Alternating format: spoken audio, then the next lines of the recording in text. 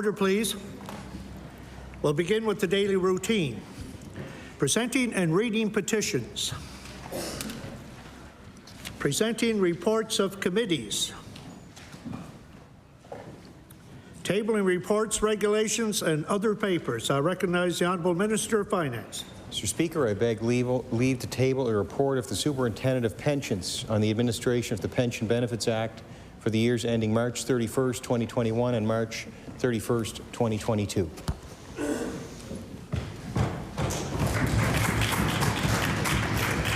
The report is tabled. The Honourable Member for Halifax-Shabukdo.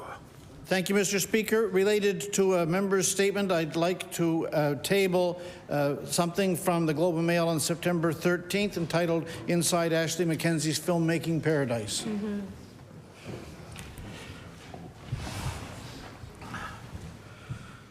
The paper is tabled.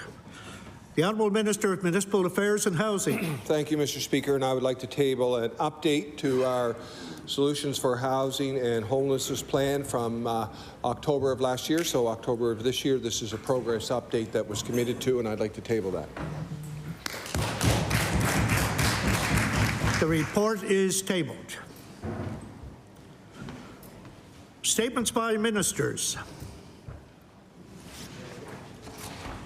Government notices of motion. The Honourable Minister of Environment and Climate Change. Thank you, Mr. Speaker. Mr. Speaker, I hereby give notice that on a future day I shall move the adoption of the following resolution.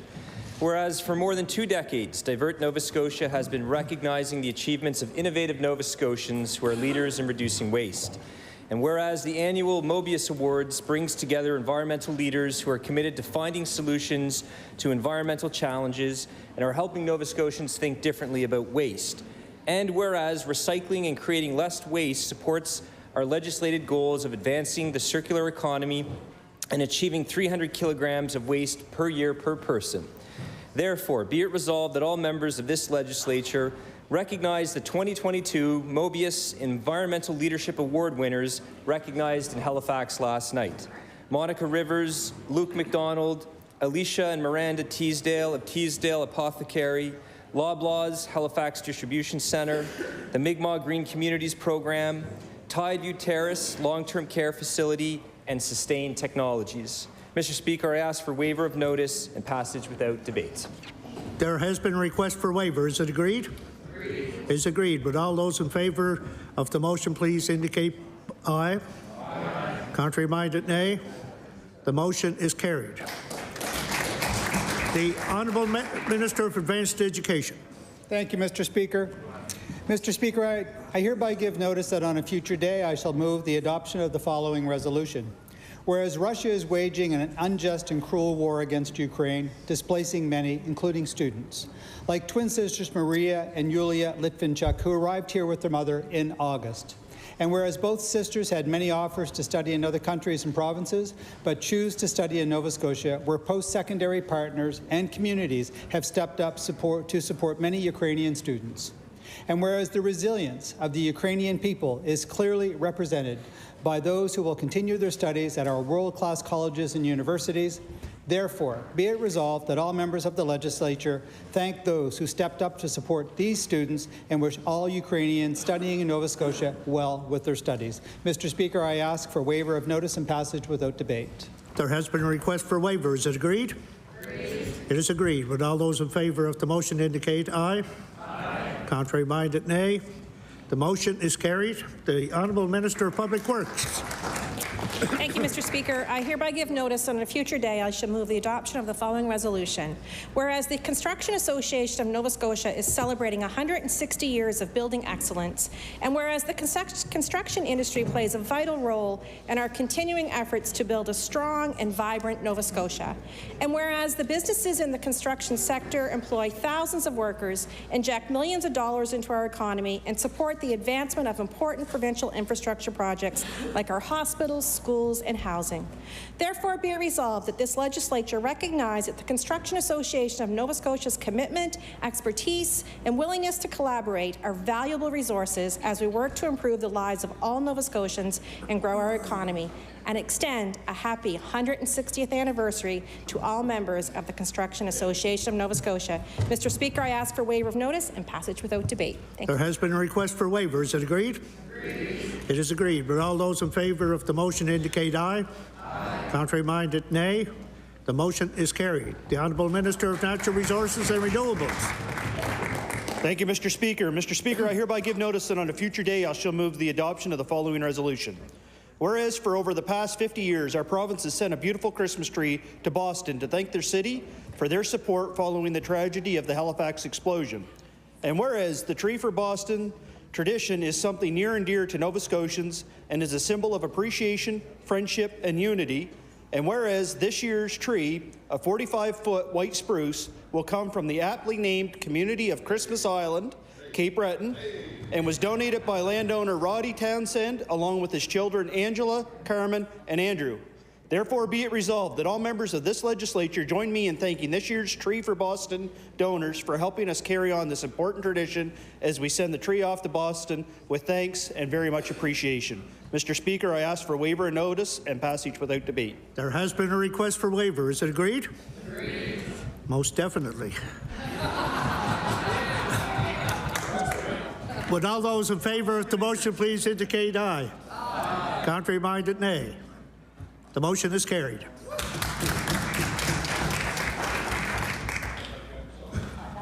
Introduction of bills. The Honourable Member for Timberlea Prospect. Thank you, Mr. Speaker. I beg leave to table a bill entitled An Act to Protect the Green Fund.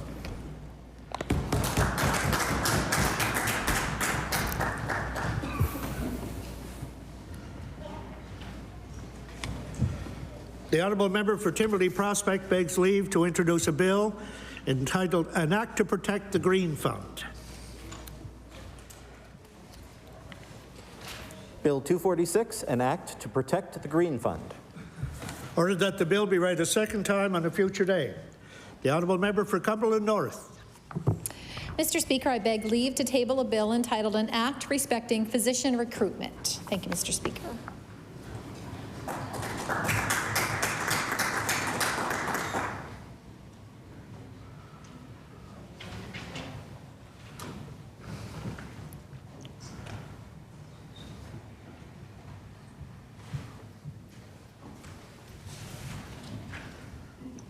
The Honourable Member for Cumberland North begs leave to introduce a bill entitled An Act Respecting Physician Recruitment.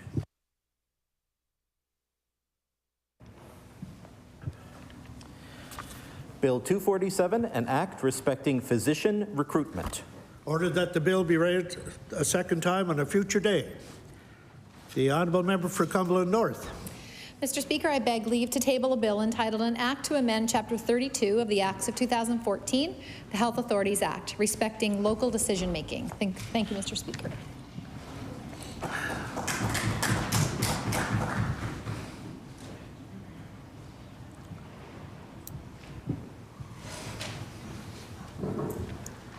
The Honourable Member for Cumberland North begs leave to introduce a bill entitled An Act to Amend Chapter 32 of the Acts of 2014, the Health Authorities Act, respecting local decision-making. Bill 248, an act to amend Chapter 32 of the Acts of 2014, the Health Authorities Act, respecting local decision-making. Ordered that the bill be read a second time on a future day. The Honourable Member for Cumberland North. Mr. Speaker, I beg leave to table a bill entitled An Act to Amend Chapter 38 of the Acts of 2011, the Medical Act, respecting sexual assault by medical practitioners. Thank you, Mr. Speaker.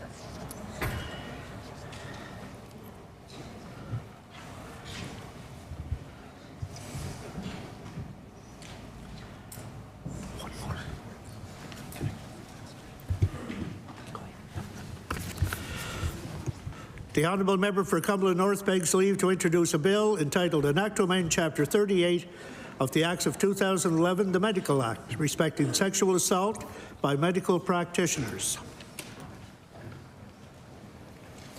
Bill 249, an act to amend Chapter 38 of the Acts of 2011, the Medical Act, respecting sexual assault by medical practitioners. Ordered that the bill be read a second time on a future day. The honourable member for Cumberland North. Thank you, Mr. Speaker. I beg leave to table a bill entitled An Act to Stop the Burying of Plastic in Nova Scotia. Thank you, Mr. Speaker.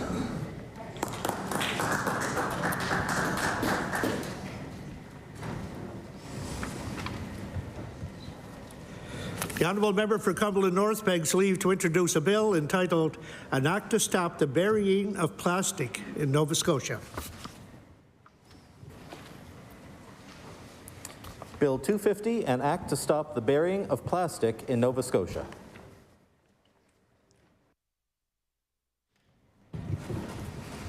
Ordered that the bill be read a second time at a future day.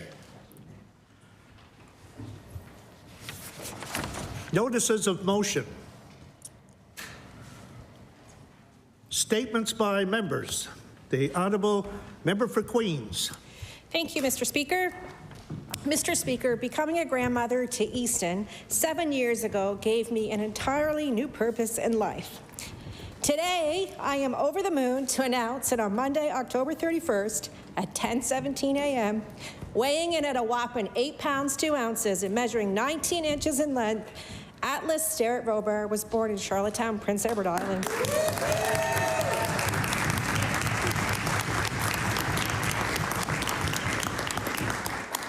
Now I'm the nanny of 2, Mr. Speaker. I have another cheek to kiss, another little hand to hold, and another little man to love. Older brother Easton is so excited to finally fill the role of big bro. Witnessing his instant love and admiration for his baby brother filled my heart, and he quickly shared with me, "Nanny, I am going to love him so much forever, and I will protect him the rest of my life, even though he took over my toy room for his crib." I ask all members of the Nova Scotia Legislature to please join me in congratulating parents Kelsey and Adam and big brother Easton on this precious addition to their beautiful family. They're all looking forward to bringing baby Addie home and to beginning their new adventures as a family of 4. Welcome to you, my grandson, Atlas Sterrett Robar. Thank you, Mr.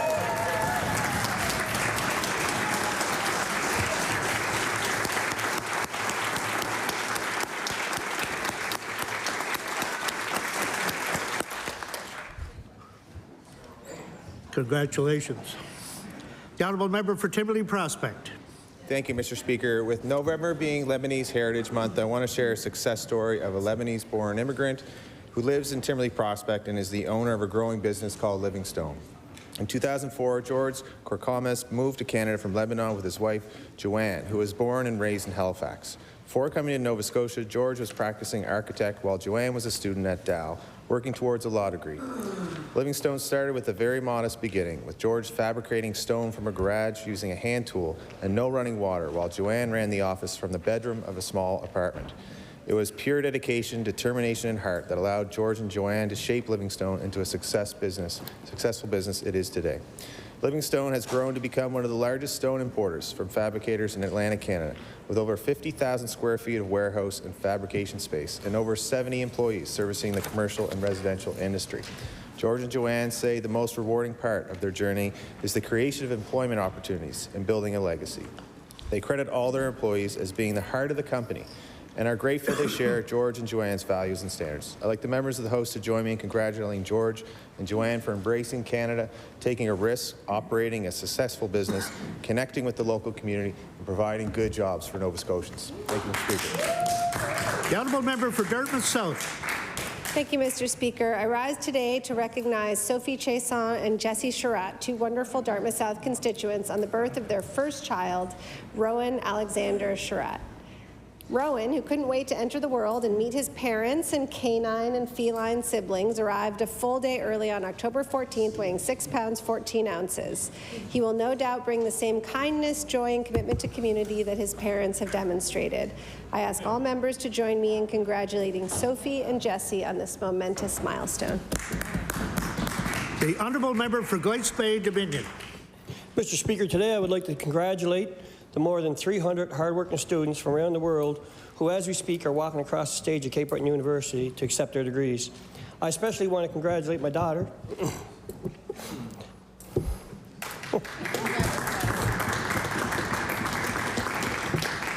Kendi Marie White, as she's accepting her Bachelor of Arts with a major in psychology. Kendi is a brilliant young lady, filled with love, compassion, and dedication. She has an amazing ability to read body language, emotions, and behavior. Kendi, I'm sorry I'm unable to be there with you today, but I want you to know that I'm, along with your mom, Robin and Riley, your nanny and Poppy, and all of your friends, I'm extremely proud of all your accomplishments. I know you're only just beginning, and I can't wait to see your accomplishments in life, but would you just please stop growing up so quickly? Kendi, when you were a child, we told you to reach for the moon, and even if you missed, you'll land amongst the stars. I want you to know that today and always, you are the star in my eyes, as always, and continue being the crazy you are. Thanks, Kendi. The honourable member for Sydney, member 2. Yeah, thank you, Mr. Speaker. Mr. Speaker, I was actually doing my member statement too to recognize Cape Breton University. There's hundreds of students that are graduating today. CBU is such a huge part of the island, and to see it grow and to see them expand their programs and to see them moving into fall convocations over the last number of years to reflecting the size of campus and the success of campus. It's been a really wonderful story for the island. So I rise my place today to as a former CBU grad, to congratulate all the graduates who will walk across the stage today. It's a big day for them, it's a big day for their families, and I want to wish them all the best in their future endeavors. The honourable member for Halifax Citadel, Sable Island. Mr. Speaker, today I'm happy to rise and recognize a Halifax Citadel Sable Island constituent for the publication of his latest nonfiction work. Last week, Craig Ferguson published Dead in Halifax, stories of adventure, scandal, heartbreak, and heroism. He has run the same titled Twitter account for years to share the stories of those buried in my constituency's many historic cemeteries. Craig's book details the lives and adventures of more than 50 individuals who are buried around downtown Halifax. Among the people he chronicles are Viola Desmond, Robert Stanfield, and Joseph Howe. He also explores lesser-known stories of injustice in the city, such as the segregation of African Nova Scotians even after death in the Camp Hill Cemetery. Anyone who takes an interest in Halifax history will learn new things in his work. Mr. Speaker, I encourage my colleagues in the House to join me in recognizing Craig's work in turning a Twitter account into a published chronicle. Thank you. The honourable member for Digby Annapolis. Thank you, Mr. Speaker. Mr. Speaker, today many grade 9 students across the province will be heading to work, accompanying parents, guardians, and mentors for Take Our Kids to Work Day. On this day, 22 years ago, I went to work with my dad, the Honourable Gordon Balser. I had the opportunity to follow him around his department, tour the legislature, and he even introduced me to the House of Assembly as I sat in the Speaker's gallery. I also had the opportunity to visit Premier John Hamm in his office. For 14-year-old me, this was an incredible experience, and yes, Mr. Speaker, I also wore this awesome tie on that day, too. That day has clearly left a mark for me, and because now, after all these years later, I get to work in the legislature just like my dad. My dad has been an inspiration to me. Following in his footsteps as MLA for Digby Annapolis is a privilege, and I am extremely fortunate to share this journey with him. To all the kids going to work today, anything really is possible. And to my dad, thank you for believing in me. Thank you, Mr. Speaker.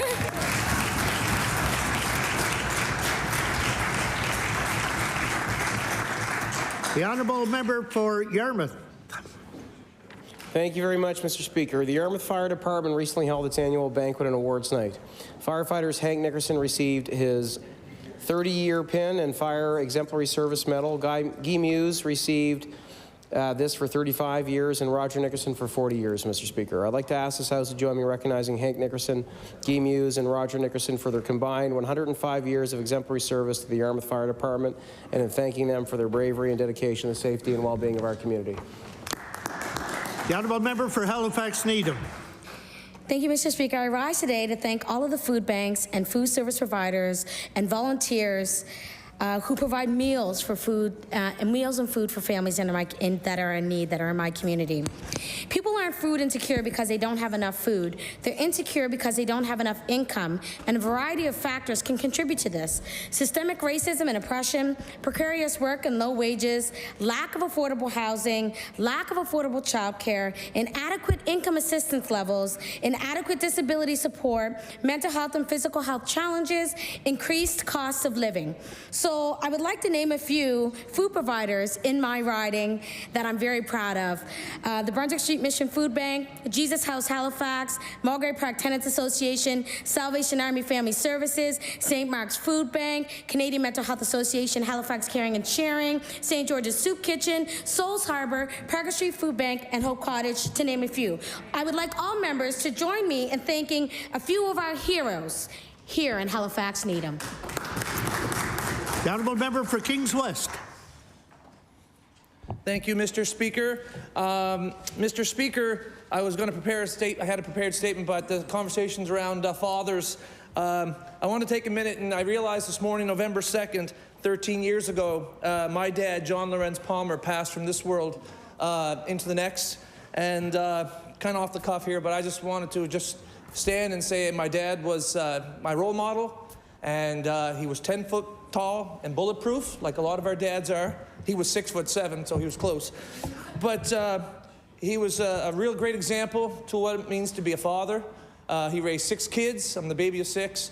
And my father taught me my love of history, my love of politics, my love of debate, my love of being opinionated sometimes. But I just love him so much, and not a day goes by where I don't think of him. And I just want everybody to know that John Lorenz Palmer truly was a larger-than-life figure, and he was an awesome guy. So thank you, Mr. Speaker. The honourable member for Bedford Basin. Thank you, Mr. Speaker. I would like to take a moment to congratulate one of our colleagues here in the House, the honourable member for Cole Harbour, who was named one of the top 100 most influential Black Canadians this past weekend in Toronto. I'm glad the rest of the country is finding out what our caucus has known for quite some time. I would also like to mention that the event was hosted in Toronto by a friend of many in this House, the Member of Parliament Greg Fergus. Also honoured at that particular ceremony was Nova Scotia Senator Dr. Wanda Thomas Bernard of East Preston, who many of us know and love. And from Bedford, the founding president of the Black Business Initiative, Dr. Rustam Southwell. So I'd like to congratulate all the winners, but especially those from Nova Scotia. Thank you. The honourable member for Halifax-Chebucto. Mr. Speaker, the congratulations of this House are in order to filmmaker Ashley McKenzie, who's followed up her groundbreaking portrait of addiction in her 2016 debut Werewolf with the triumph of Queens of the Qing Dynasty, screened at the Toronto International Film Festival and the Atlantic International Film Festival in September. The film explores the worlds of neurodiversity, race, and gender fluidity through the lens of the solidarity and friendship between Star, a patient hospitalized in Cape Breton in connection with her mental health, and Anne, a Chinese genderqueer hospital volunteer. Globe and Mail reviewer Barry Hertz rightly refers to Queens of the Qing Dynasty as a genuine triumph, a view which critics have broadly shared. Mackenzie's work is deeply and authentically grounded in post-industrial Cape Breton, and Hertz writes truthfully that Queens is evidence that the world's most exciting cinematic voices are right here, waiting for the support and spotlight they deserve. Thank you. The honourable member for Lunenburg West. Thank you, Mr. Speaker. Before I do my member's statement, I beg leave to make an introduction. Yes, by all means, please. Thank you, Mr. Speaker. As the member for Digby Annapolis mentioned, it is Take Our Kids to Work Day today, and I'm honored and very excited to draw your attention to the West Gallery, where my daughter Gabriella Druin, who's a grade 9 student at Hebville Academy, is visiting with us today.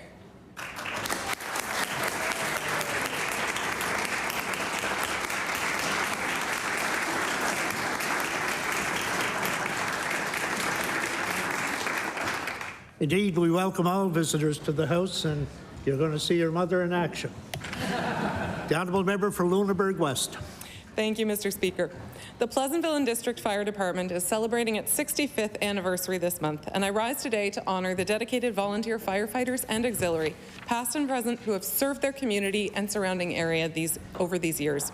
Since its inception in 1957, the fire department has grown to a team of 24 courageous and committed firefighters and 10 dedicated auxiliary members. The equipment originally deployed by Pleasantville and District consisted of wooden adjustable ladders, a few hoses, and Artie King's station wagon, which served as the fire truck. In 2013, the department purchased a brand new international pumper tanker, and through continued fundraising efforts, it welcomed a 2020 Rapid Rescue Response Unit. It is now working hard through catering and suppers to raise funds needed to upgrade their 2002 tanker truck. I ask all members of the legislature to join me in congratulating the Pleasantville and District Fire Department on reaching this significant milestone and thank them for protecting and caring for their close-knit community. Thank you, Mr. Speaker. The honourable member for Halifax Atlantic. Thank you, Mr. Speaker. I'd like to recognize, on Lebanese Heritage Month, I would like to recognize Sam Nahas. Sam came to Canada in the 70s without a nickel in his pocket, fleeing civil war in Lebanon. Through hard work and ambition, Sam became a leader in the Lebanese community and in HRM. Sam was also instrumental in bringing St. Antonio's Lebanese Orthodox Church to HRM. Sam met his beloved wife Linda and raised 3 incredible boys who have all become leaders, Norman, Nicholas, and Andrew. Sam is a leader in the Lebanese community and all of Nova Scotia. He's a role model for lots, including myself. He and his family, especially Norman, are always there to give me advice. And on Lebanese Heritage Month, I want to recognize Sam for being one of the true leaders in all of Nova Scotia. Thank you, Mr. Speaker. The honourable member for Cape Breton Centre, Whitney Pier. Thank you, Mr. Speaker. Today marks day 15 for CUPE 3912. TAs, markers, demonstrators, and PTAs have been on strike for better and fairer wages and benefits. Today, November 2nd, 2022, marks the first time Dalhousie University has agreed to return to the bargaining table after they walked away on October 18th. Mr. Speaker, one individual with a PhD who's had it since 2005 stated that when they go to Starbucks, the part-time employees there have benefits they do not. Another, a political scientist, said, some will say maybe you studied the wrong area. Well, the university that I work for does not think so, as they've continuously hired me over the years. Mr. Speaker, we are in solidarity with CUPE 3912. We look forward to seeing this strike end and for better, fairer wages and benefits to all those that are on strike. Thank you, Mr. Speaker. The honourable member for Pictou West. Thank you, Mr. Speaker. Mr. Speaker, Dawn Westhaver has been a member of the Pictou and Area Garden Club for 25 years. She is the driving force behind many fundraisers, including the popular spring plant sale in Pictou. She was recently awarded the Garden Hero of 2022 from the Nova Scotia Association of Garden Clubs. As the Canadian Garden Club proclaimed 2022 the Year of the Garden as a way to celebrate the 100th anniversary of ornamental horticulture in Canada, I would like to use this opportunity to bring attention to the good work being done by Dawn. Mr. Speaker, I ask that all members of the House of Assembly congratulate Dawn for being awarded the Garden Hero of 2022 from the Nova Scotia Association of Garden Clubs. Thank you, Mr. Speaker. The honourable member for Preston. Mr. Speaker, I want to rise today and acknowledge Stephanie Atwater, who's a huge support in our community and in membership. There are those of us who consider ourselves to be lifelong learners. Some people take extra courses for work as a hobby, but for Stephanie, learning is basically an Olympic sport. She already holds 17 degrees and is currently the most credited woman in North America and second most accredited person in North America. When she has finished her current ground, a whooping of 4 doctoral degrees, and she will have completed in 2 years her second PhD. This is especially exceptional for Stephanie, because she sustained a brain injury during her first year of university, at which time it was difficult for her to even speak, read, or even do math at this time. She's worked in our community as a rehabilitation specialist and applies her knowledge to her patients' recovery. If you ask her why, she'll tell you that exercising the brain is just as important as physical activity, and this is one of the ways that she can do that. And I would ask this House, for whatever reason, we want to congratulate her and wish her the next success in her future endeavors. Thank you, Stephanie, for all your hard work and donation to community. The honourable member for Dartmouth North. Mr. Speaker, I rise today to celebrate and congratulate Dartmouth North resident Pauline Sirkin, who recently brought home the gold at the Battle of the Atlantic Ladies Left Hand Open Arm Wrestling Championship at the Parkside Pub. Pauline began arm wrestling just over a year ago and did so to have something to work toward and stay fit during the pandemic. After only 1 year of training, she defeated the longtime Nova Scotia champion and did it with her left arm. Pauline works as a nurse at the Nova Scotia Hospital, a challenging job made more stressful because of the COVID-19 pandemic. Arm wrestling has allowed her to stay in the moment and manage stress and improved her work-life balance. Pauline is now training for the National Arm Wrestling Championships, which will take place in Sydney next summer. I ask all members to join me in congratulating Pauline on her achievements and wish her all the best at the Nationals. Thank you.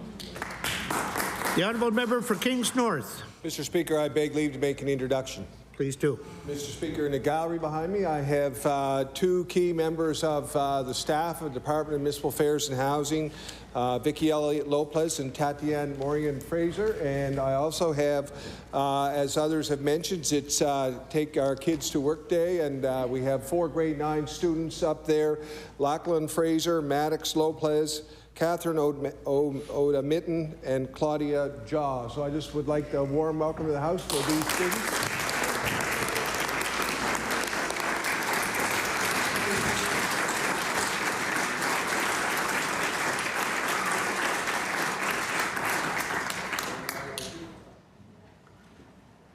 Once again, we would like to welcome you to the House and enjoy the proceedings. The honourable member for Kings North. Thank you, Mr. Speaker, and I think I can speak for all members of this House saying that we hope they will consider a career in the civil service or in this legislature.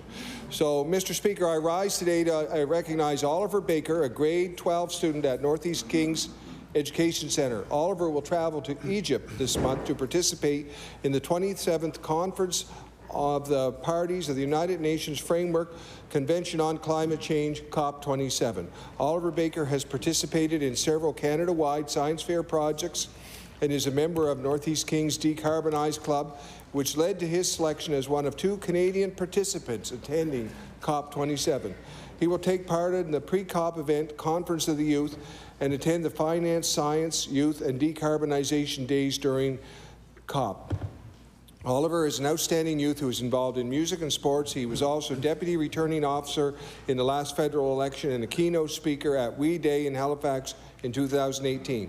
Please join me today to congratulate Oliver Baker as a local youth representative at COP27. Thank you, Mr. Speaker. The honourable member for Fairview Clayton Park.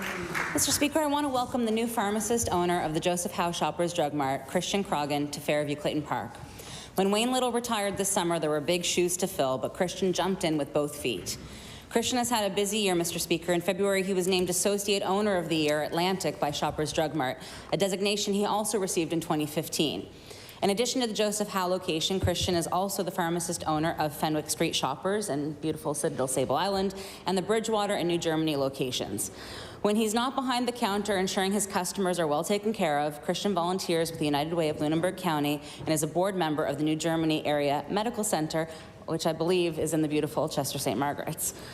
When he, Mr. Speaker, am I wrong? I'm probably wrong, sorry. Mr. Speaker, I ask all members to join me in welcoming Mr. Croggan to Fairview Clayton Park. I would be remiss if I didn't take this opportunity, though, to encourage everyone to get your annual flu shot. Thank you. The honourable member for Halifax Citadel Sable Island.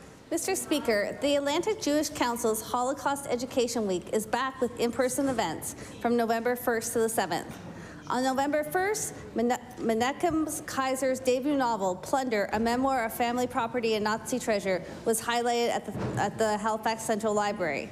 On November 3rd, Lawrence Siegel's dance film, Footprints, Labnimuk, will screen at Pier 21, followed by a discussion with the filmmaker. The closing program takes place on November 6th at 2 p.m. at Pier 21, with both an in-person and live stream option. Keynote speaker will be Holocaust survivor Fischl Philip Guldig on his memoir, The Survival Story of a 6-Year-Old Boy. Halifax Education Week programs are presented by the Atlantic Jewish Council and co-sponsored and with the support of the Canadian Museum of Immigration at Pier 21, University of King's College, Halifax Central Library, Hillel Atlantic Canada, the U.S. Consulate General, Halifax, and the Azarelli Foundation. The honourable member for Cumberland North. Mr. Speaker, I rise today to thank my constituency assistant, Dan Gould, for being such an amazing servant to the people of Cumberland North, and I want to wish him a happy birthday today. Dan Gould is the foundation. He provides a firm foundation for the constituency office in Amherst. He started with me in this role in December of 2017, and he's been a loyal, trusted man. We all know in this House that politics can be a minefield, but Dan keeps his mind and soul focused every day on serving the needs of the people that contact our office. About 50% of the people that contact our office are residents of Cumberland North. The other 50% are from all over, and he responds to each and every person professionally with a heart to serve. He deals with heart-wrenching stories of heartache, as well as some unstable, threatening people. He strives to protect me and help everyone that he is able. Today, I would like to wish Dan Gould a happy birthday and thank him for his service to our community. Thank you, Mr. Speaker. The honourable member for Antigonish. Thank you, Mr. Speaker. Mr. Speaker, I rise today to wish my daughter Rachel a happy 22nd birthday. Born on All Souls Day in less than 2 hours from start to finish, Rachel is an old soul. She is kind and fiery, she is wise, and as the middle child between two brothers, she knows how to hold her own. She is a champion campaigner, a devoted friend, an amazing daughter and granddaughter, and a tough but loving sister. My husband Darren and I are so proud of Rachel. She brings us joy, keeps us on our toes, and we love her beyond measure. Mr. Speaker, I ask all members of the House to join my husband Darren and I, our sons Matthew and Stephen, in wishing our fierce and wonderful Rachel Jessie Thompson a happy 22nd birthday. Thank you. The honourable member for Halifax-Armdale. Thank you, Mr. Speaker. Today, I would like to recognize Club Inclusion for their continued effort to build a welcome community for all people with a disability. They are a registered charity that offers all kinds of creativity programs to help make Armidale a very welcoming community. I would like to thank the staff, volunteers who work with these programs that help young children to succeed by their offering their time and care in activities. Thank you, Mr. Speaker. The honourable member for Halifax-Needham, the Dartmouth South. Mr. Speaker, I rise to recognize the Portland Street Creperie on reaching a significant business milestone. Last week, they turned 7 years old. No small feat for a young business weathering a pandemic. The neighborhood favorite spot offers a variety of sweet, savory, and classic take on French crepes. My family would recommend the Bon Matin, but they're all delicious. In the summer, the creperie's bubble waffles and ice cream draw even Haligonians to the bright side of the harbor. The Portland Street Creperie was started by a father and a son duo and remains a family affair like many small Dartmouth businesses. I ran into Neil on the way to work and told him I'd be in soon, and now it's in Hansard, so I will. Happy birthday, Portland Street Creperie. The honourable member for Argyll. Thank you very much, Mr. Speaker. Mr. Speaker, I rise today to recognize local author Laurent d'Entremont. The West Pumlico freelance writer is notorious for his colorful stories of the old days. His latest, The Man in the Wrinkled Suit, is being launched today, November 2nd, at Le Musée des Acadiens des Pumlico et Centre de Recherche. Laurent, a well-known stand-up comedian and storyteller, is easily recognized by his Acadian accent. He hosts a weekly country show on CFA Radio and is a CBC radio community correspondent. Laurent has a passion for antique cars, Mr. Speaker. Among his collection is a 1927 Model T that he built himself. He also built and donated a 1915 Model T to the Village Historique Acadien de la Nouvelle-Écosse. I ask all members of the House to join me in congratulating Laurent d'Entremont on his latest book and wish him continued success in all of his endeavors. Thank you very much, Mr. Speaker. The honourable member for King South. Mr. Speaker, today I rise to recognize Scotia Gold Cooperative in Colebrook, a grower-owned apple cooperative that has been a keystone of the Annapolis Valley economy since 1957. With roots back to 1912, Scotian Gold specializes in high-quality premium apple varieties such as Honeycrisp, Sweet Tango, and Ambrosia, along with others.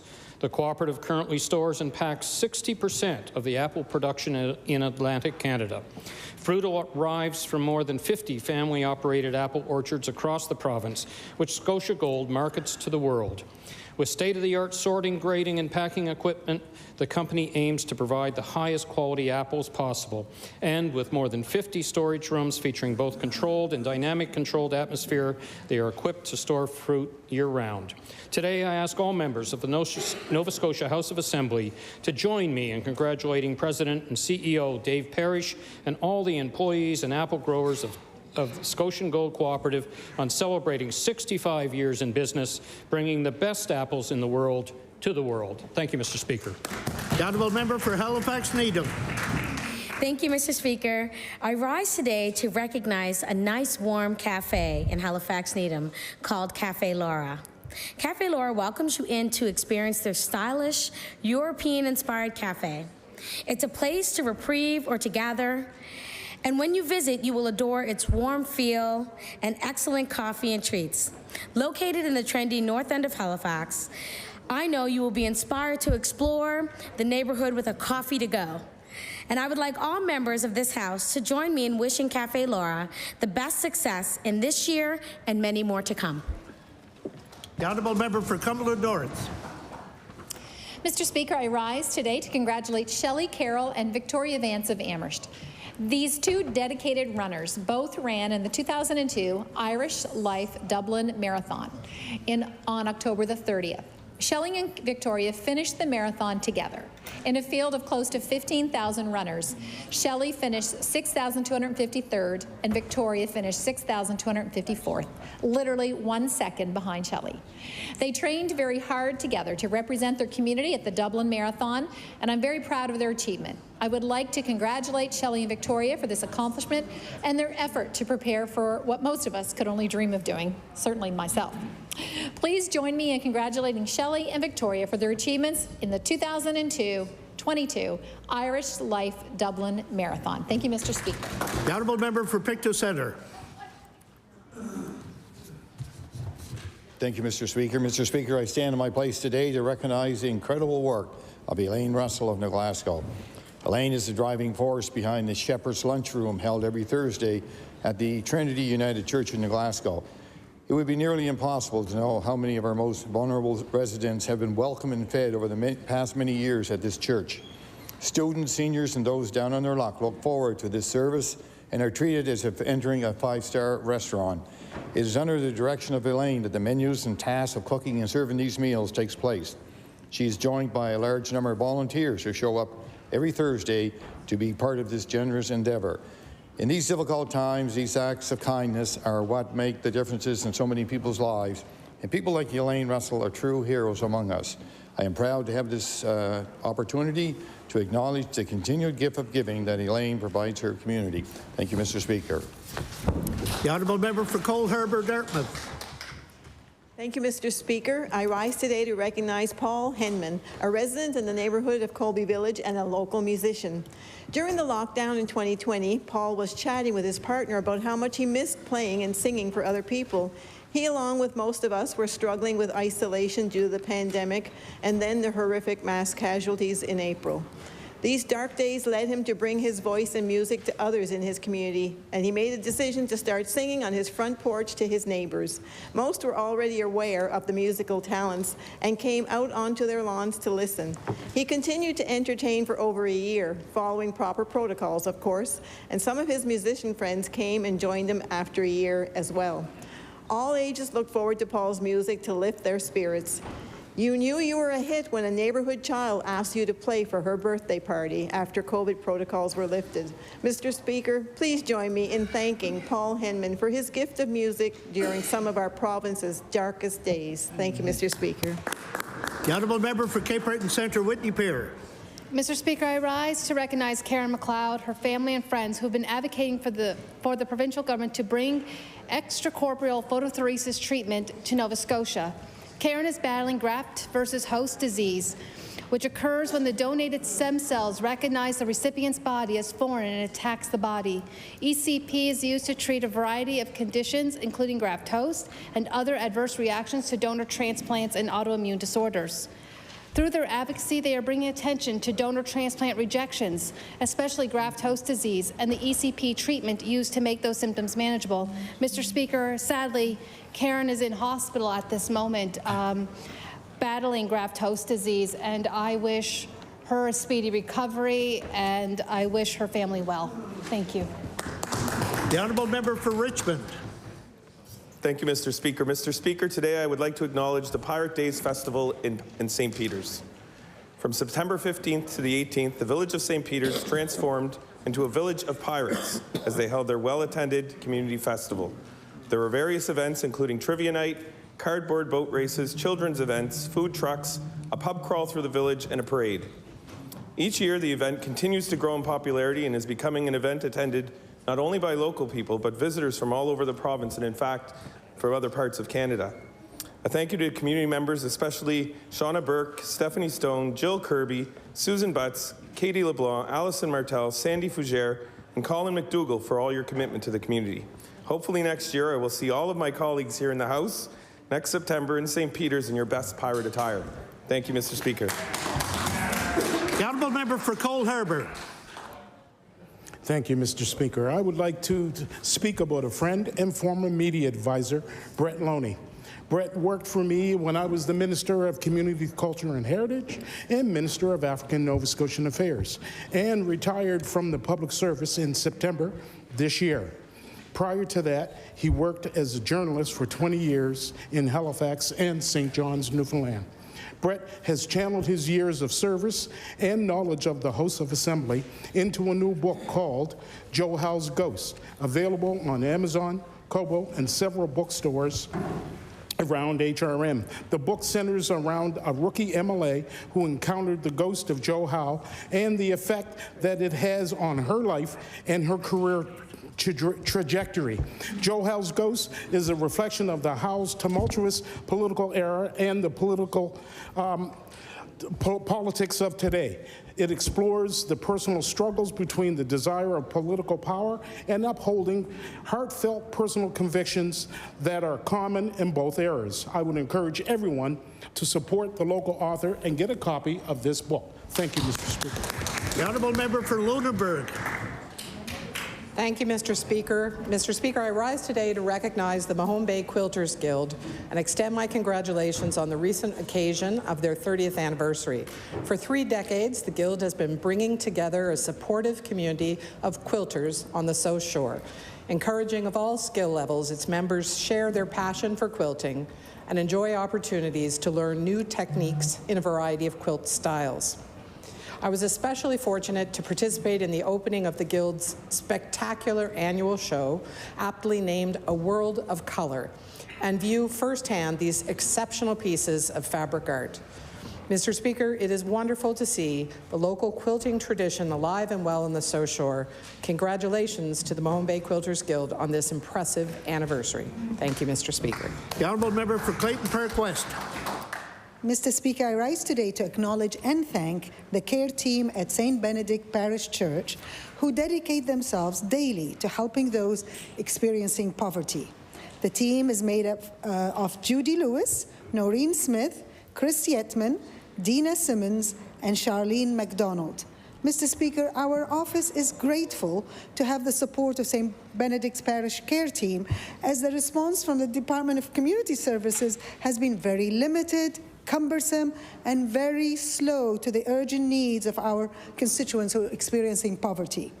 The St. Benedict team have been helping people find shelter, pay for groceries, pay for furniture, and security payments for apartments, and above all, giving them moral support.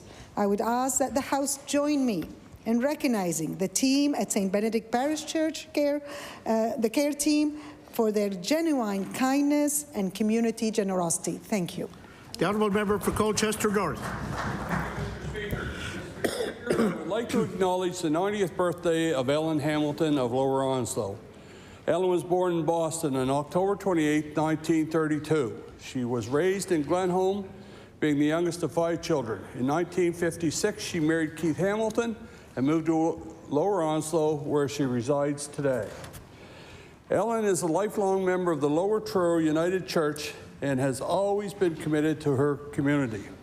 For 35 years, prior to the current fire pager system, Ellen received the initial call for help on a special phone in her home. Ellen then called a series of other residents who had their call list as well. As a result of this dedication and other supports, Ellen has been named as a lifetime member of the Onslow Belmont Fire Brigade. Thank you very much, Mr. Speaker. The honourable member for Northside Westmount.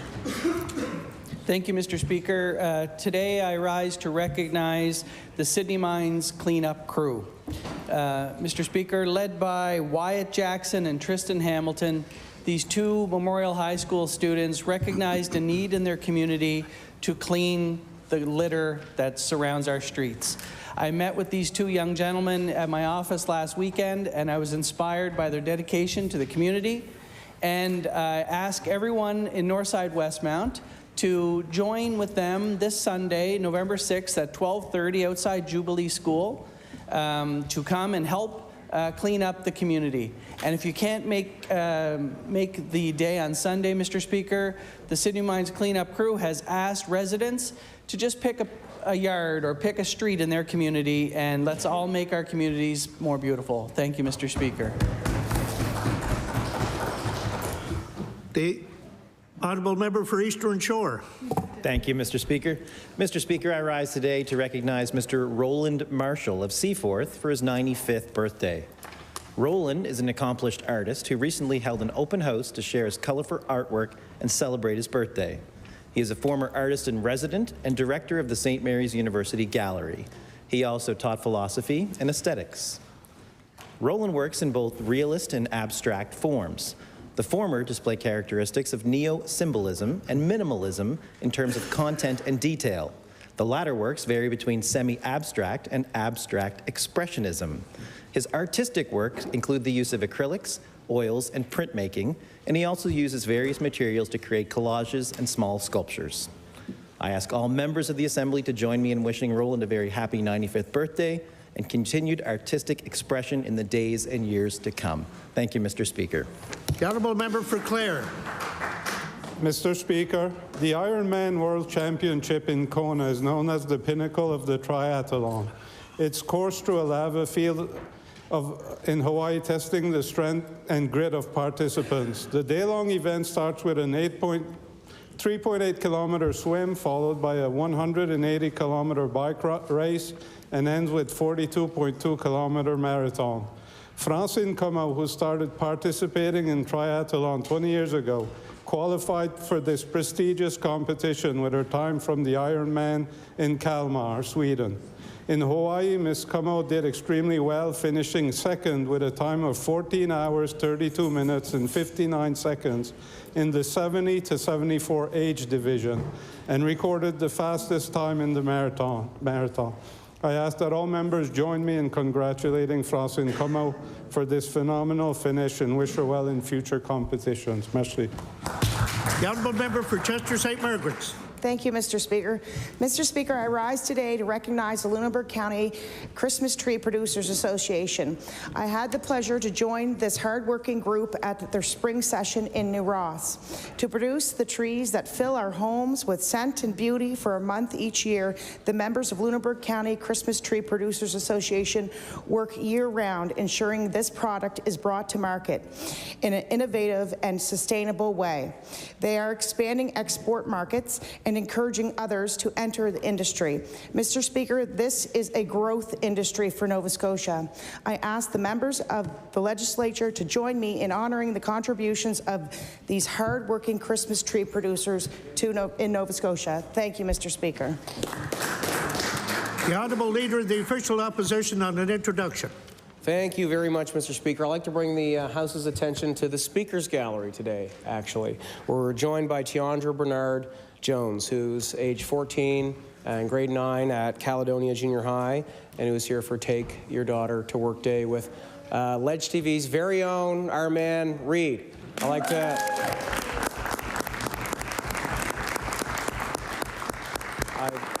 I'd like to wish them both a great day together and welcome them both to the chamber today. Thank you.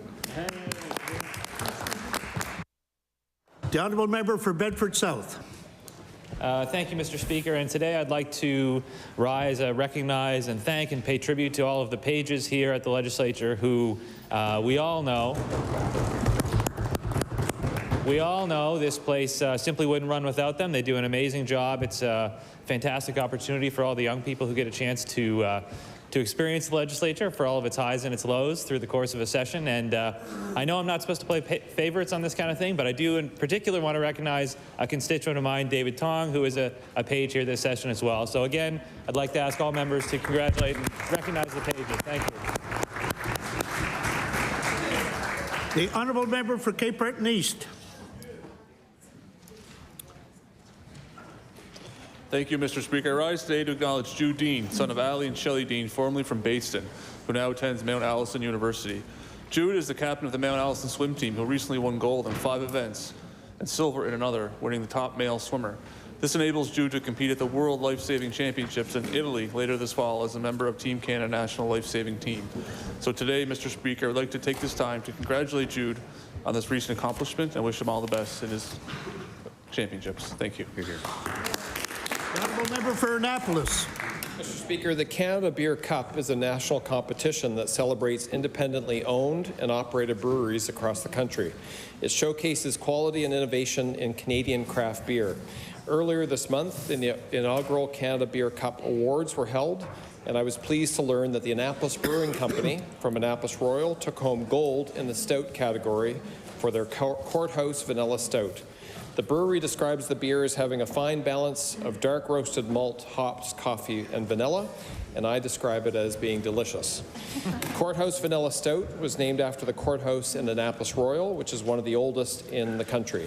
Mr. Speaker, I invite all members of the House of Assembly to join me in congratulating the Annapolis Brewing Company on winning gold at the 2022 Canada Beer Cup. Thank you. The honourable member for Sackville-Cobequid. Thank you, Mr. Speaker. I rise today to applaud Sports Wheels Sports Excellence and the Sackville Library. In celebration of Sports Wheels' 75th anniversary, this small business wanted to share a token of their appreciation with the community. In conjunction with the Sackville Library, they launched a program entitled Free to Play Collection, whereby community members can borrow new sporting gear in the same manner as borrowing a book.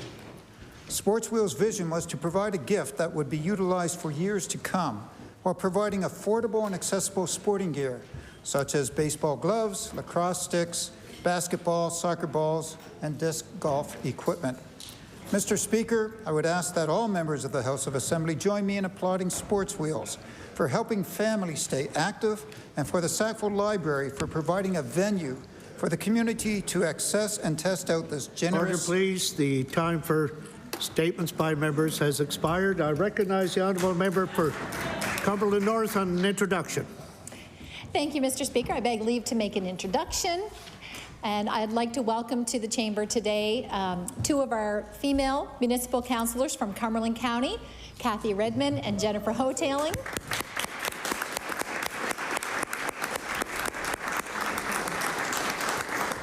And they're here for the NSFM conference, and I wish them a wonderful time here and thank them for their service to Cumberland County. Thank you. Thank you, and we obviously are glad to welcome people into the legislature, so enjoy your time. Now we move into oral questions by members to ministers. I recognize, the time is 2:01. We'll go to 2:51. The Honourable Leader of the Official Opposition. Thank you, Mr. Speaker. Mr. Speaker, Nova Scotia is plunging towards an economic recession after 8 years of growth in our province. And to date, we have not seen a meaningful economic plan from this government, although there was one that was promised to Nova Scotians that would help boost our local economy and also generate billions in revenue for the province. And that, of course, is the Nova Scotia Loyal Program, Mr. Speaker. But to date, the only thing we know about that program is that there's a wrap truck that's making the rounds in parades with Conservative MLAs. Could the Premier please tell this House when we'll actually start seeing the benefits of the Nova Scotia Loyal Program to our local economy? The Honourable Premier. Thank you, Mr. Speaker, and I want to assure the member we are loyal to the Nova Scotia Loyal Program. That is a program that will certainly incentivize incentivize Nova Scotians to buy local, to support local, give them a reason to do that. We're excited about that program, but we know, Mr. Speaker, it takes time to make sure you get these things right. A lot of work that's happening, talking to local businesses, talking to consumers about their consumption patterns. But we are very excited about the Nova Scotia Loyal program, and I'm glad that my member opposite shares that enthusiasm.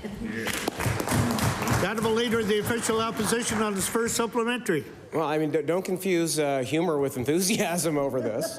I mean, as most things we've seen with this government, we see a lot of hype on marketing and communications and very little when it comes to substance. This isn't the only program that we have seen this government not come through on when it comes to their economic plan they promised to Nova Scotians. We also saw this with the Better Paycheck Guarantee, Mr. Speaker. And I think that any Nova Scotians that were expecting that Better Paycheck Guarantee program are now looking for their money back, Mr. Speaker.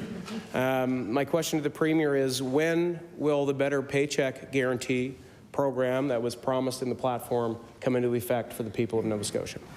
The Honourable Premier. Thank you, Mr. Speaker. And look, I disagree with the member's commentary on the substance. I think Nova Scotians would see programs like the MOST program, which encourages young, skilled tradespeople to stay in this province, to return to this province, and help us build this province, and do it under a situation where they won't pay any provincial income tax, personal provincial income tax on their first $50,000. I think that's substance, Mr. Speaker. I think that's a nation-leading program that many jurisdictions are looking at. The Nova Scotia Loyal was a very, very innovative program that will encourage people, actually give people a reason, Mr. Speaker. It's one thing to say buy local, support local. We're actually getting behind that, because I know that when Nova Scotian consumers consume a Nova Scotia product, Honourable Leader they of the will love Official it. Opposition. So we have not seen a Better Paycheck Guarantee. We have seen a Nova Scotia Loyal program that so far is literally seems to be one truck that's driving around the province doing branding. No points, no incentives to purchase local, no revenues into the province. And yet, if we look at the numbers that are facing our province, they're pretty stark, Mr. Speaker. We have GDP growth that is forecast in Nova Scotia plunge below 2% next year. And I'll table that. Interest rates have taken a huge upswing, and inflation is over 7% here, Mr. Speaker. It's time that we get serious about economic and fiscal stewardship with this government, because Nova Scotians need it, our economy needs it, and enough of the marketing gimmicks. When are we actually going to see a real plan of substance? The Honourable Premier. Thank you, Mr. Speaker. And of course, historic high inflation is causing a lot of pain in Nova Scotia, but across the country and around the world. We know that the world's economy is slowing down as well. These things are real issues that are impacting the entirety of the world, not just Nova Scotia. But here in Nova Scotia, where Nova Scotians recognize a government that is looking to the future, not governing for today and tomorrow, but governing for 10 years, for 15 years, so we can put Nova Scotia on a path. Nova Scotians are seeing innovative ideas, like Nova Scotia Loyal, like the MOST program. And we can cobble about our progress today, but I will guarantee you this, Mr. Speaker, the progress that we've made in 1 year is far more than that government made in over 8 years, Mr. Speaker. The Honourable Leader of the New Democratic Party. Thank you, Mr. Speaker. Mr. Speaker, I was driving down Roby Street with my daughter on the weekend, and at the site of the QE2 hospital, someday, maybe, where I went to high school, there was a tent. And my daughter said to me, "Is someone living in that tent?" And I said, "Yeah, I think there is someone living in that tent." And she said, "Does the Premier know?" And I said, "I don't know. I think so." And she said, "Well, you ask him about it." And I said, "Yes." And so my question to the Premier is, will his government ensure that no Nova Scotians need to weather this winter in a tent? The Honourable Premier. Thank you, Mr. Speaker, and I thank the member for this important question. And you can certainly assure your daughter that not only does the Premier know about it, the Premier spends a lot of time focused on this very issue, and the concerns around homelessness are shared by all Nova Scotians. Every single Nova Scotian is concerned about homelessness. We know that homelessness is a complex issue. You know, different situations, different life situations impact people in different ways. We know that there are mental health issues. We know that there are employment employment issues. We know there are family issues sometimes, so we know these are complex. But I want to assure the member and assure her daughter and all Nova Scotians that this government is very focused on the issue and committed to supporting every single Nova Scotian in the best possible way we can. The Honourable Leader of the New Democratic Party on her first supplementary. Mr. Speaker, despite a rent cap, this government has presided over a 35% increase in annual rent prices.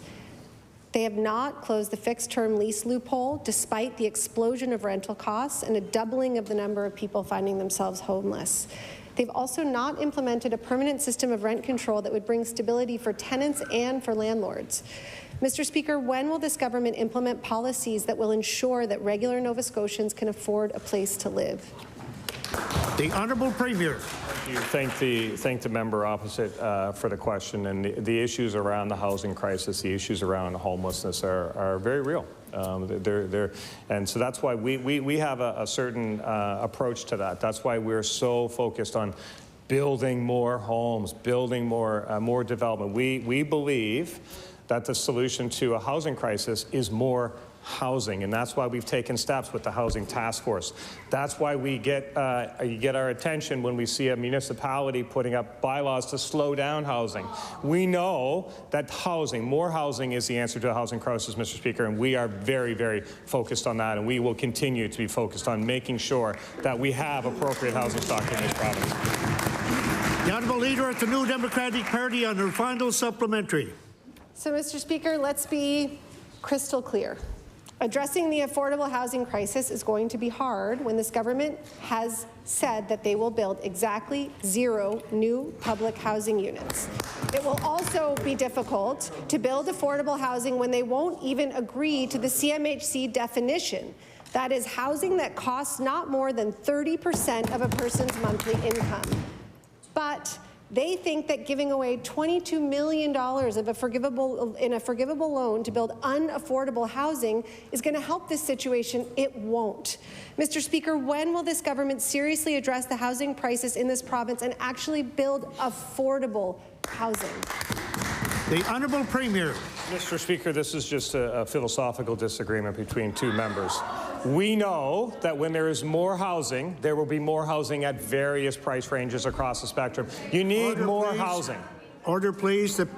Order, please. The Premier has the floor. The Honourable Premier. Thank you, Mr. Speaker. If you have more housing, then there'll be more housing across the spectrum of every price range, and certainly some of that will be affordable, Mr. Speaker. The answer to a housing crisis is more housing. That's why we're focused on building housing. The Honourable Leader of the Official Opposition. Thank you very much, Mr. Speaker. We on this side of the chamber are certainly confused about the Nova Scotia Loyal Program, but I think there's some indications that the government's actually a little confused about it too. Earlier this year, in fact, the PCs put out a survey to Nova Scotians asking what Nova Scotia Loyal meant to them. Being Nova Scotia Loyal means, and I quote, modest or bold, traditional or modern, fun or exciting. Bad grammar aside, Mr. Speaker, I think one can assume that can presume that this is a very confusing line of questioning for a program that's supposed to have points tied to purchasing local goods, Mr. Speaker. So my question to the Premier is, can the Premier describe the Nova Scotia Loyal Program now as either being confusing or indecipherable? The Honourable Minister of Economic Development. Thank you, Mr. Speaker, and thank the member for the question. God forbid, I don't think that's unparliamentary, that we would discuss our province in positive terms, like exciting, or that we would use optimistic language to describe the path ahead. The member, the Leader of the Opposition will likely know that there were a whole series of questions, and some of them were in a very fun style, like you would see in a coffee shop, this or that, but there have been tens of thousands of Nova Scotians who have responded to those surveys. The Honourable Leader of the Official Opposition. Thank you, Mr. Speaker, and I'm sure they're as confused about the nature of those questions as anybody else, because it's confusing, it's nonsensical, it doesn't even make sense. Mr. Speaker, Nova Scotia Loyal Program has a stated goal of increasing local food to a 10% share of our economy, and I will table that, and that's very ambitious, and certainly would like to see it accomplish that, but we have not seen a path that has been laid out that's actually going to accomplish that. There's been consulting and prototyping for over a year now, but we're still no closer to knowing what this program actually is. And again, the government is already branding this.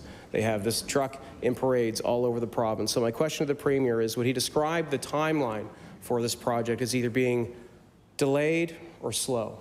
The Honourable Minister of Economic Development. Thank you, Mr. Speaker. Thank the member for the question. A close look at the branding on the truck will give you an idea. It's purposely done to show that this is a program in development.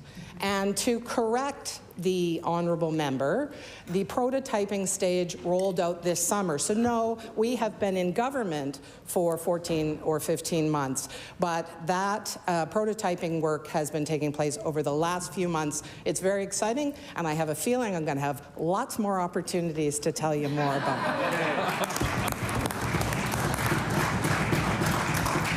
The Honourable Member for Sydney, Member 2. Thank you, Mr. Speaker. Mr. Speaker, right now we have a program that exclusively exists in the minds of highly paid Conservative consultants, when this program is supposed to be benefiting the working class and local businesses. There has been branding, marketing, a fancy website, and an awful lot of business cards and logos, but nothing in the way of actual on-the-ground impact. Mr. Speaker, would the Minister of Economic Development describe the expenditures of the Nova Scotia Loyal Program as exorbitant or frivolous? The Honourable Minister of Economic Development. Thank you, Mr. Speaker. Thank the member for the question. And if there's one thing, I often poke fun at my hometown, but if Lunenburgers can get 11 cents out of a blue-nosed dime, we'll do it. The expenditures to date have been quite modest. They are in the range of $672,000. They have, as has been noted, included a lot of consultation with Nova Scotians because it is essential that Nova Scotians are engaged in this, that Nova Scotians help us understand what truly impacts consumer behavior, and that is across the diverse socioeconomic spectrum. Thank you. The Honourable Member for Sydney, Member 2. Thank you, Mr. Speaker. Thank you, Mr. Speaker. Perhaps the biggest way the average Nova Scotian has been impacted by this program to date is by seeing a wrapped Nova Scotia Loyal truck. It's been driven all over Nova Scotia to be shown in every parade and PC-MLA social event.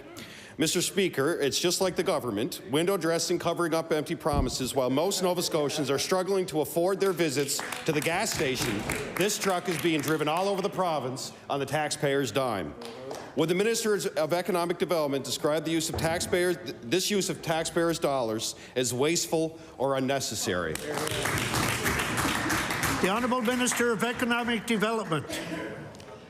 Thank you, Mr. Speaker. It's clear that the opposition does not understand the nature of consultation.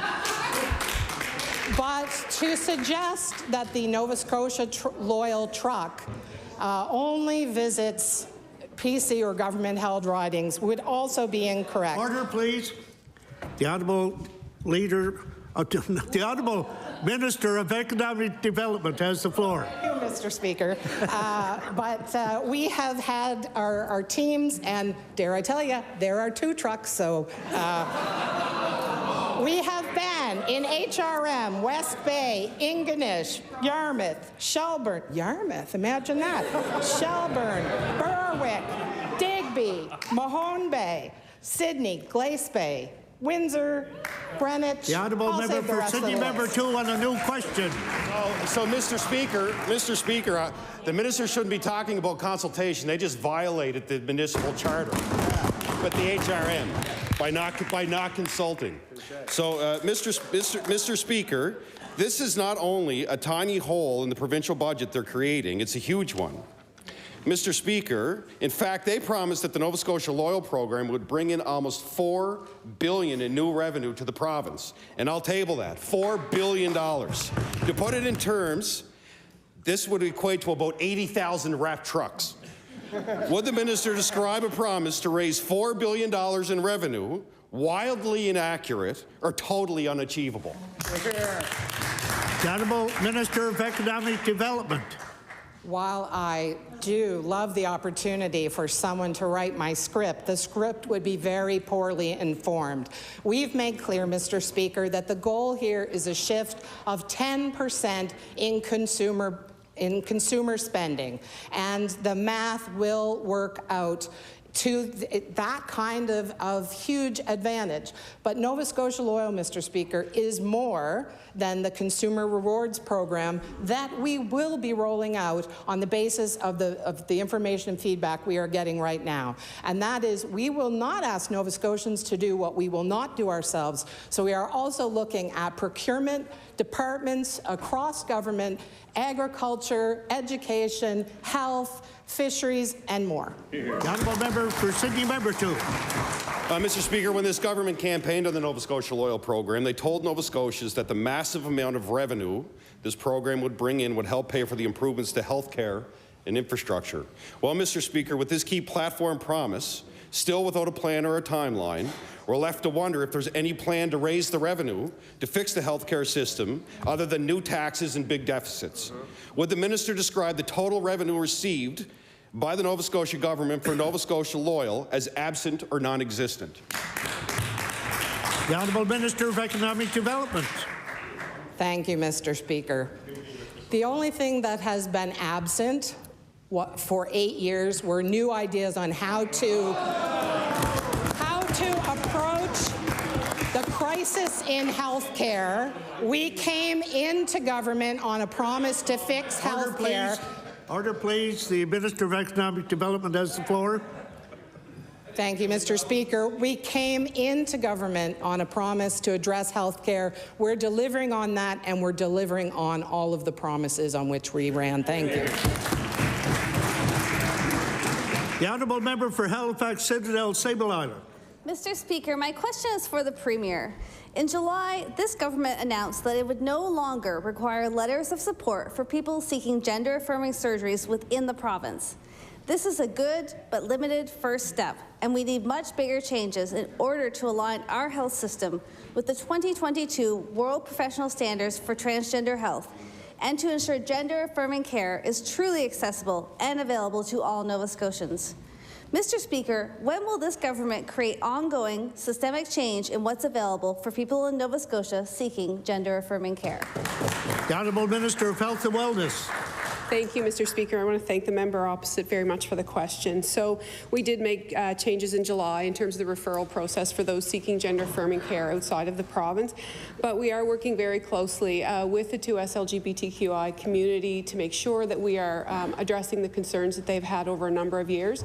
There is a group of individuals that are working with Department of Health and Wellness, and we're really pleased with the progress so far on that file, and we will continue to work with the community to make sure that they have a healthcare system that they can trust and is responsive to their needs. Thank you. The honourable member for Halifax Citadel, Sable Island. Mr. Speaker, at the recent Standing Committee on Health, which focused on gender-affirming care, in fact, the two witnesses, who are well-regarded, said they hadn't been contacted by the province in 6 months. So there's no clear path, there's no clear engagement. We don't have any information. We don't have any timeline for gender-affirming care. As well, organizations that support people seeking gender-affirming care do critical work, but are chronically underfunded. It was good news to hear that Sexual Health Nova Scotia received a small amount of additional funding this year, but Pride Health is tasked with improving access to care for 2S LGBTQIA+ people across Nova Scotia and is still massively underfunded, with only one navigator position serving the entire province. There is a review underway since January and still no news. When will the government increase funding to Pride Health? The Honourable Minister of Health and Wellness. Thank you, Mr. Speaker. I thank the member for the question. So again, we are working with members from the community and also looking at a health equity framework, Mr. Speaker, in order for us to ensure that we are responsive to the needs of equity-seeking individuals across this province. I have confidence in the team, and we will continue to look at what funding is available and how we can best meet the needs of the community. Thank you. The honourable member for Northside Westmount. Thank you, Mr. Speaker. And parade season is coming up, so I'm just wondering where the sign-up sheet is for the truck. Mr. Speaker, when prototyping a version of this program earlier this summer, local businesses sure knew the answer to some of these questions. Some of the comments on the program included silly, offensive, and a real pain in the... I better table that, Mr. Speaker. It just goes to show that small businesses weren't part of the equation when this government was meeting with the highly paid consultants. Mr. Speaker, which of these statements does the Minister of Economic Development agree with? The program is silly, offensive, or a real pain in the... The Honourable Minister of Economic Development. I sometimes struggle to even dignify a question like that. Perhaps those were responses submitted by members of the opposition, because, Mr. Speaker, the response on the ground at shopping venues of all sorts, from farmers markets, from the smallest and most simple of roadside stands to the big box stores and Nova Scotians of every socioeconomic strata, and as well of various cultural and ethnic communities, very much telling us this is a great idea, but here, importantly, are our ideas of how it can be best. Thank you, Mr. Speaker, and I'm sure the members of the small business community in Nova Scotia would love to hear that their Minister of Economic Development doesn't dignify their responses, because those were their responses, not mine. Mr. Speaker, when we speak to small businesses, we hear that they're already overburdened with paperwork and government-mandated administration. They don't need a program that will provide them with no additional revenue and more red tape. Mr. Speaker, my question for the Minister of Economic Development, would she describe the program's additional red tape as unwieldy or cumbersome? The Honourable Minister of Economic Development. Thank you, Mr. Speaker. I'm glad the member opposite got a thesaurus for Christmas last year. Again, we have spent time with Nova Scotians, both as consumers. Order, please. This is really starting a loud discussion, I know that. The Honourable Minister of Economic Development. As part of this consultative process, Mr. Speaker, we have been talking both to Nova Scotians as consumers and Nova Scotians as small and medium-sized business people. And you know what? They can wear the same cap, too, because most people have to buy as well as anything they're selling. And we sought their feedback, and we take it very seriously. This program will not be a burden, as is suggested by the member opposite. It will be a value to those selling locally made, produced, and grown goods. The honourable member for Halifax Atlantic. Thank you, Mr. Speaker. When asked about the Nova Scotia Loyal Program, some small producers expressed confusion, saying that the government didn't tell them anything about how it was supposed to work. That is a question that producers, businesses, growers, and consumers all have. My question to the Minister of Economic is, why is there still confusion, and what is her plan to clear the air? The Honourable Minister of Economic Development.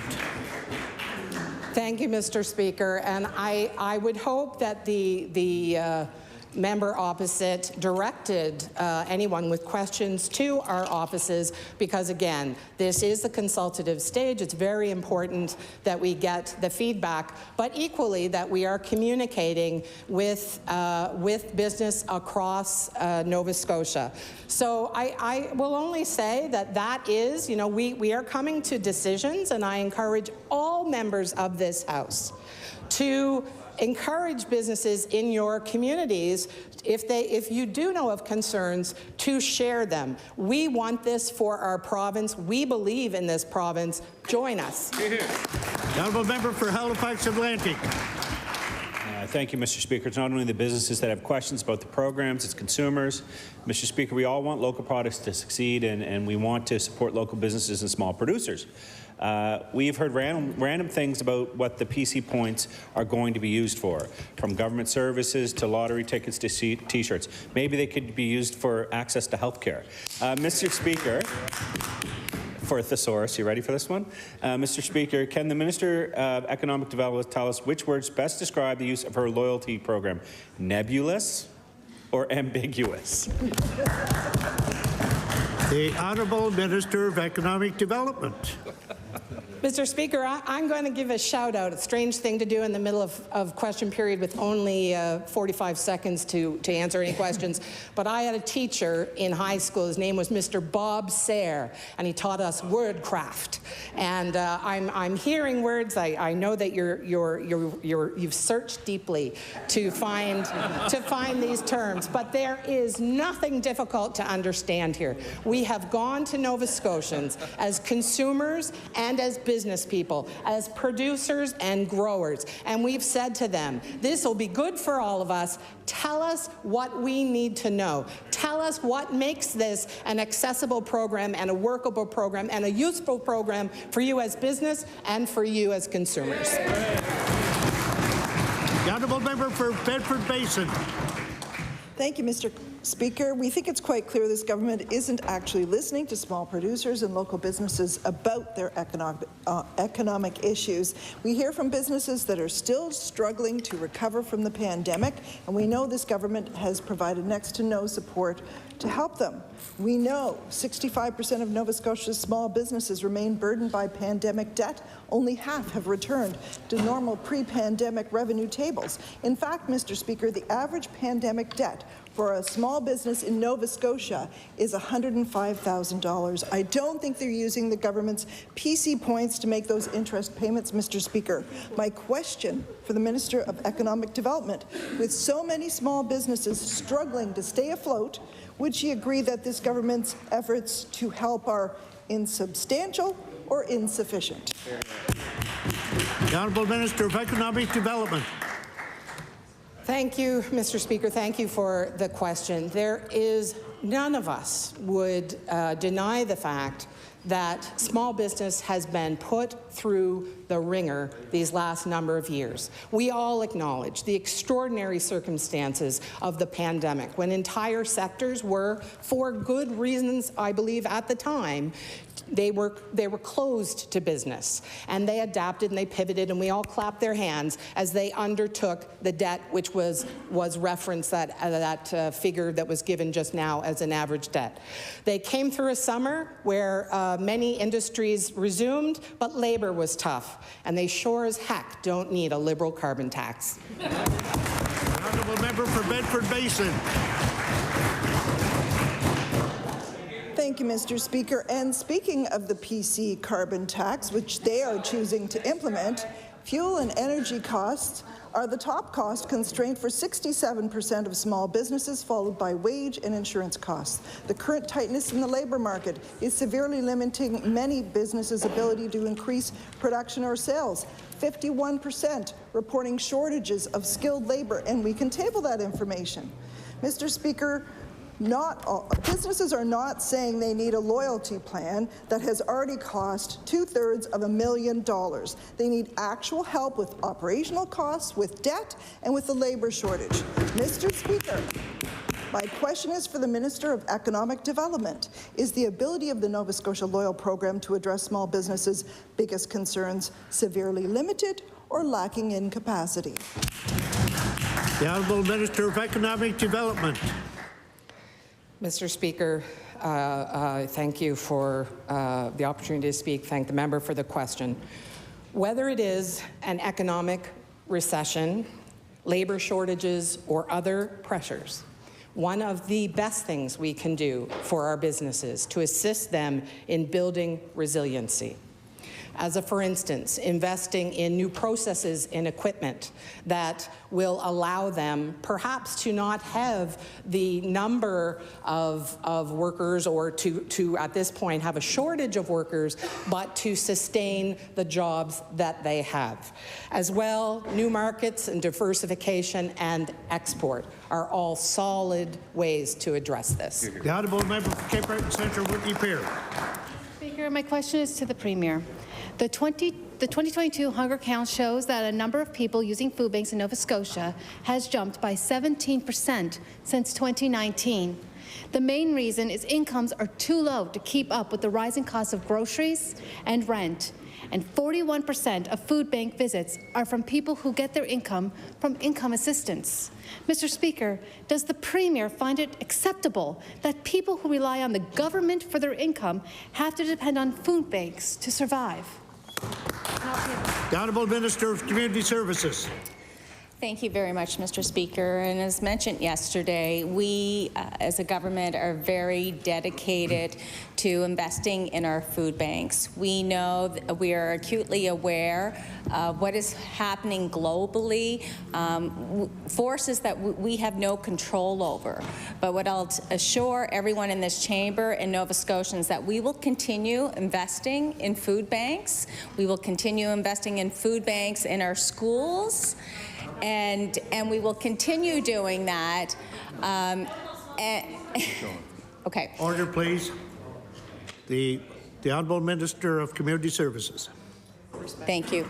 Just want to assure Nova Scotians that we will continue believing in them, and we will continue investing in our food banks as they need that service. The Honourable Member for Cape Breton Centre, Whitney Peer. No investing in people, no investing in raising income assistance rates, but investing in food banks, great. That's going to help people. Mr. Speaker, last week the Premier scoffed at the leader of the NDP when she said that it's time to put food banks out of business. But this is the position of food banks themselves. Yes. Feed Nova Scotia recently said food is not the solution to food insecurity. Food support is critical to meeting the immediate need for food, but only bold policy intervention will create lasting change, end quote. Mr. Speaker, bold policy interventions include raising the minimum wage to a living wage, indexing ESI rates to inflation, and implementing a permanent system of rent control. Why does the government refuse to do these things? I'd ask the member to table those quotes that she just... Okay.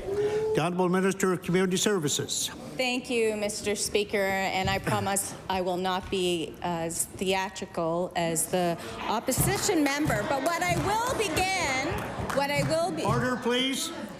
Order, please. The Minister of Community Services has the floor.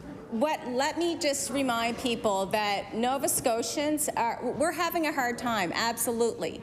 And what this government has done, though, has worked across all departments. So let me begin. We introduced legislation to cap power rates, taking a strong stand against the Liberal carbon tax that is supported by the NDP, reducing childcare costs, increasing the child tax benefit. Order, please.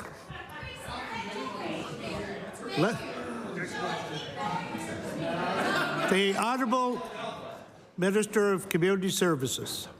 2 seconds left. Again, having the NDP support the Liberal carbon tax when they the Honourable Member for Bedford South. The Honourable... Order, please. Order, please. We have 16 minutes left. Maybe we might be able to get some questions in. The Honourable Member for Bedford South. Thank you.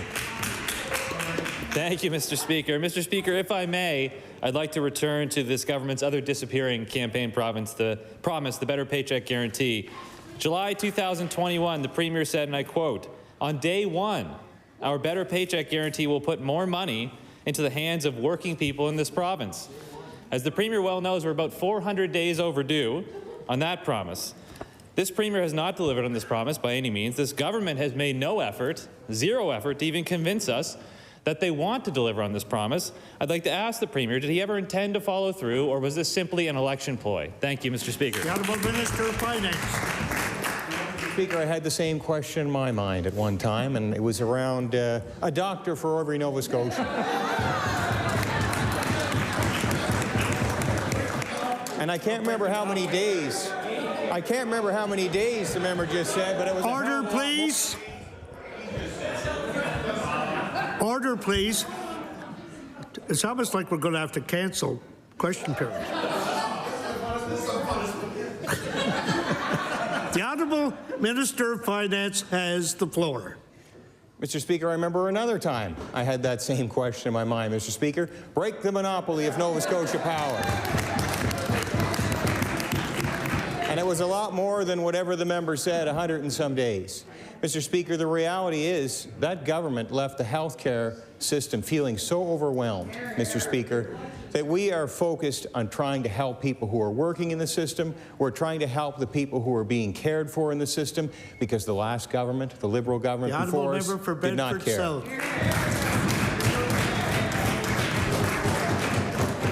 Mr.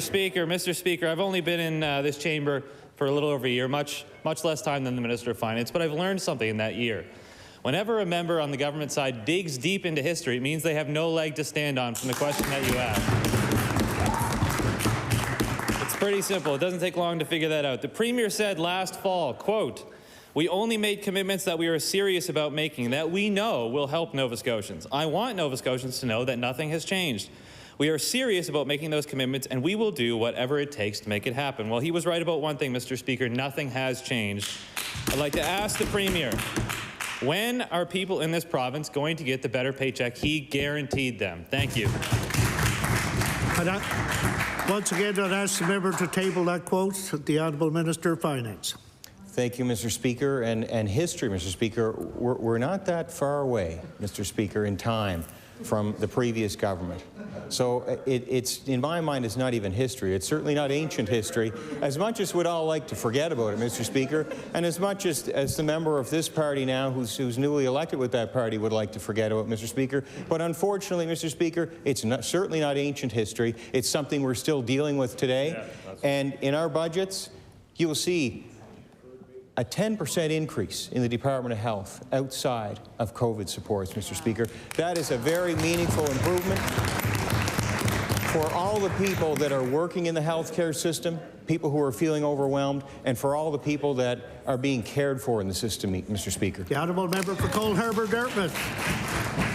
Mr. Speaker, the Premier's speech from the throne stated that his government will position Nova Scotia to compete with other provinces and countries and invest in ourselves by putting more money in employees' pockets, and I'll table that. Other provinces are providing cost of living support. Newfoundland is giving nearly every working resident a check for $500, and PEI just announced a similar cost of living support. So not only are we not competing with other provinces, but are we also falling behind? Mr. Speaker, to the Premier, was it in the fine print of the better paycheck guarantee that you have to move to another province to get it? The Honourable Minister of Finance. Mr. Speaker, I tried to make this point yesterday, and I'm surprised that the opposition is still raising it today. We heard the member talk about broad-based supports yesterday, one of the members. Question last week about why don't we give suggesting, I think, a $500 check to everybody, Mr. Speaker. Mr. Speaker, the reality is, what good is that to somebody, somebody who's earning $100,000 a year and has no dependents? What benefit is it to giving them a $500 check, Mr. Speaker, when we could target supports for people, Mr. Speaker? And I also want to say, Mr. Speaker, we're all feeling the effects of higher interest rates. This is, to do such a measure in a broad-based way actually counters the work of the central bank right now in trying to get rid of inflation. The Honourable Member for Cole Harbour Dartmouth. Well, now that we've identified a salary, the Premier's throne speech also indicated that this is a plan for the middle class and those struggling to join it. And this means better paying jobs and growing businesses, and I'll table that. Mr. Speaker, as Nova Scotians struggle to pay their rent and their mortgage, heat their homes and pay groceries, the middle class in this province is disappearing. And the businesses that the Premier said this program would help grow are cracking under the weight of the pandemic debt. The Premier also acknowledged earlier that we are in an inflation. So considering the hard times working people are facing, why has the Premier shelved giving Nova Scotians a better paycheck? The Honourable Minister of Finance. Middle class disappearing? We have massive labor shortages in this province, Mr. Speaker. We are pouring money out, Mr. Speaker. In our own capital plan, we can't do all the work we want to do, Mr. Speaker, because we don't have enough people to carry the work out. So to say that the middle class is disappearing in this province, Mr. Speaker, I completely disagree with that suggestion. There is opportunity in this province, and I think particularly about young people and the MOST program and the incentive that provides to young Nova Scotians who are in the province or people who are young wanting to move to the province to help us build this province, because we are a growing province, Mr. Speaker. The honourable member for Cumberland North. Thank you, Mr. Speaker. My question is for the Minister of Justice. The number of youth in our communities who are facing drug addiction is very, very real, and a very real concern to the people of Cumberland North. I understand the teams at Mental Health and Addictions are doing their best with the given limited resources once help is requested. But once people become addicted, however, the road to recovery can be very, very difficult. My question to the Minister of Justice is, what is the department doing to help get drugs off the streets in the first place before our young people can access them? And can the minister commit to providing the House with statistics on the number of drug-related thefts and other crimes that the Department of Justice is doing, and what is the department doing to reduce these? The Honourable Minister of Justice.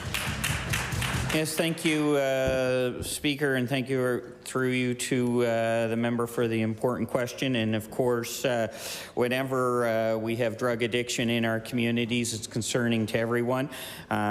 Department of Justice does work closely with the Department of Mental Health and Addictions to try to address some of these issues, and we continue to do ongoing training with our police throughout the province to try to address some of these issues.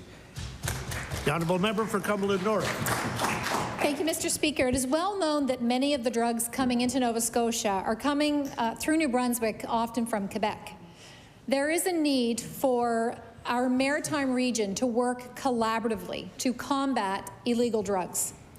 A collaborative approach with law enforcement to work interprovincially would be beneficial. Will the minister commit to addressing the illegal drug problem with his counterpart in New Brunswick and commit to setting up a meeting to discuss this very important issue to Cumberland North, but really to all Nova Scotians? Thank you, Mr. Speaker. The Honourable Minister of Justice. Yes, thank you again, Mr. Speaker, and thank you to the member for the question. As some members of this House know, when the House was going in this session, Halifax, Nova Scotia was actually hosting the federal, provincial, territorial meetings of departments of justice and attorney generals from across Canada, and there were a number of issues that we talked about at that time, working with our other partners across this country. We discussed gun violence, we discussed border crossings with drugs as well as illegal weapons, and so we continue to work on those. And I do note, I believe Cumberland is also in the process of doing a review as well currently. So, Northside Westbound. Thank you, Mr. Speaker. Mr. Speaker, when this finance minister was asked about his team in the Department of Finance, he said he has over 200 people helping me in the Department of Finance and Treasury Board. Very capable people, very intelligent. I've never been so well supported in all my life, and I will table that. Mr. Speaker, it absolutely sounds like the minister is very well supported indeed. So it's surely not his department's fault that Nova Scotians are still without a better paycheck. Will the minister today accept responsibility for the fact that the only Nova Scotians seeing a better paycheck are Conservative consultants and friends of the Premier? Thank you. The Honourable Minister of Finance. No, Mr. Speaker. The Honourable Member for Northside Westmount. No, he won't commit to it, Mr. Speaker, but it's clear from all of the things that we've seen this government over the last number of months that those are the only Nova Scotians getting a better paycheck, Mr. Speaker. Mr. Speaker, yesterday we asked the Minister of Finance multiple questions about how he's planning on helping hardworking Nova Scotians with the cost of living. The answer, after several comments, was, I won't even bother, and we'll table that. Then he moves on to complaining about a PC carbon tax his own environment minister is responsible for bringing in. Mr. Speaker, it seems like the Minister of Finance forgot to stop telling his ghost story from last week. Now it's only about the Liberal boogeyman. Mr. Speaker, when will the Finance Minister drop the scare tactics, take some responsibility for being one of the only finance ministers in this country trying not to provide the middle class with the cost of living support? Thank you, Mr. Speaker. The Honourable Minister of Finance. Mr. Speaker, I've noticed this member likes to focus on personal attacks. And I know he mentioned in the media one day questioning my competence, Mr. Speaker, during a budget update, that curiously enough, Mr. Speaker, his own previous Liberal government set the stage for, Mr. Speaker, when they introduced their budget. There were changes along the way, Mr. Speaker, because of economic assumptions swung wildly during the pandemic. So the only thing I would say to the Mayor, Mr. Speaker, is he might want to avoid the personal attacks lest he makes something out of himself in this chamber, Mr. Speaker. The Honourable Member for Sydney, Member 2. You guys have a question? No, go ahead. Okay.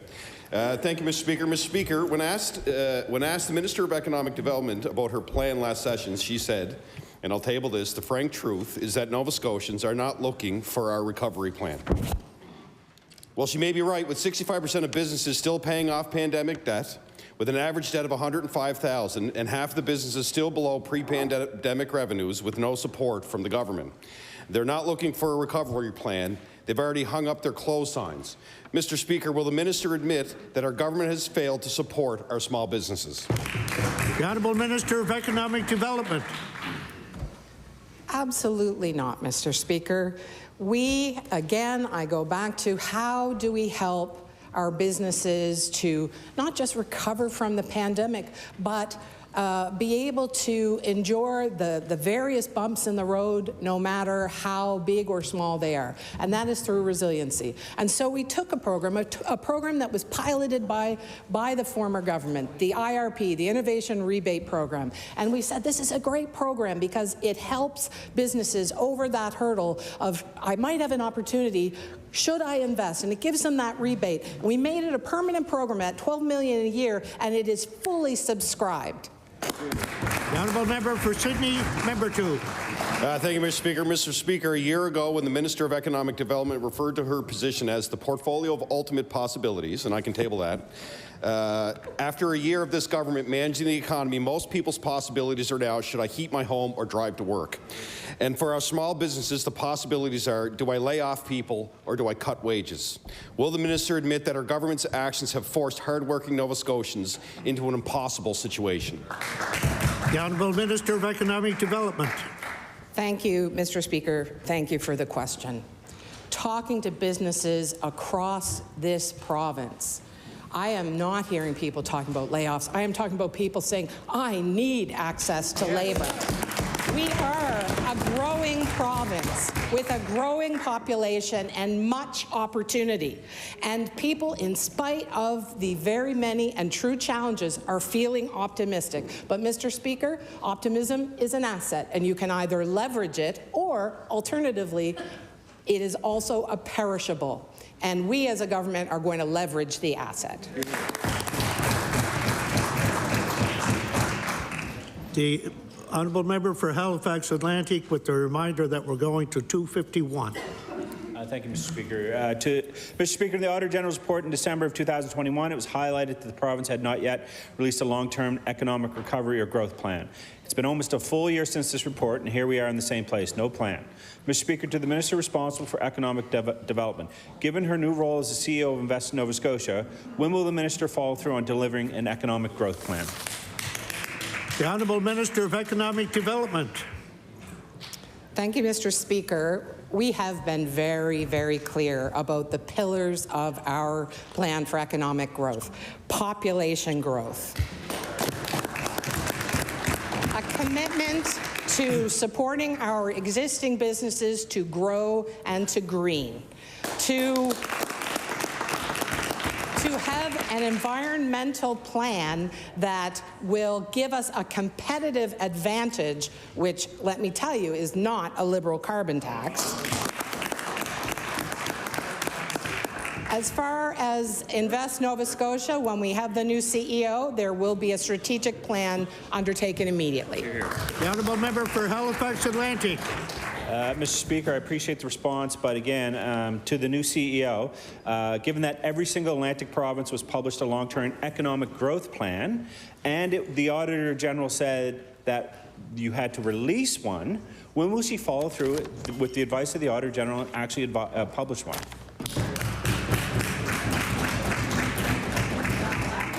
Order, please. The time for oral questions put by members to ministers has expired. Before we get into opposition business, the honourable member for Dartmouth North. Thank you very much, Mr. Speaker. I'm rising on a point of order. In question period today, we heard the minister responsible for the status of women use the term theatrical when describing a member of the NDP caucus when they were asking a question. Now, I am a theatrical person, Mr. Speaker, but I would say when used in this context, the words like theatrical or dramatic or hysterical are synonymous with each other, and they are meant to be derogatory. And I'm asking you, as the Speaker, to rule the word theatrical when directed at a person in a derogatory way unparliamentary.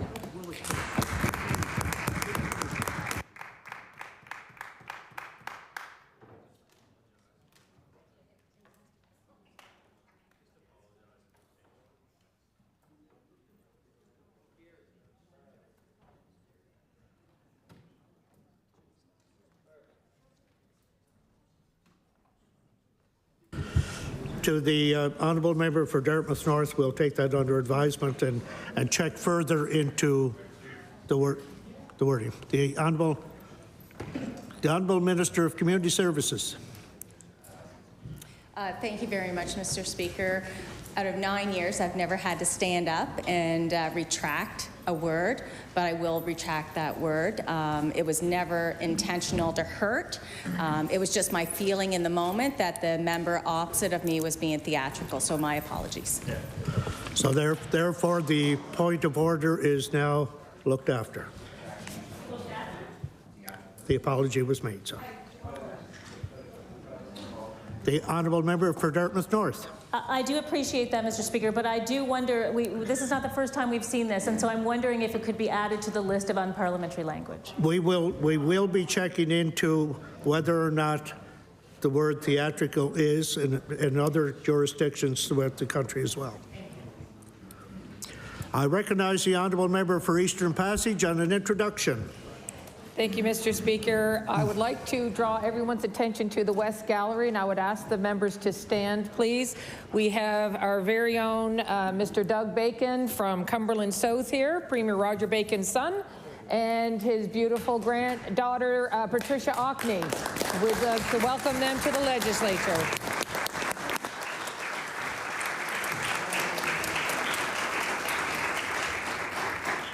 Again, we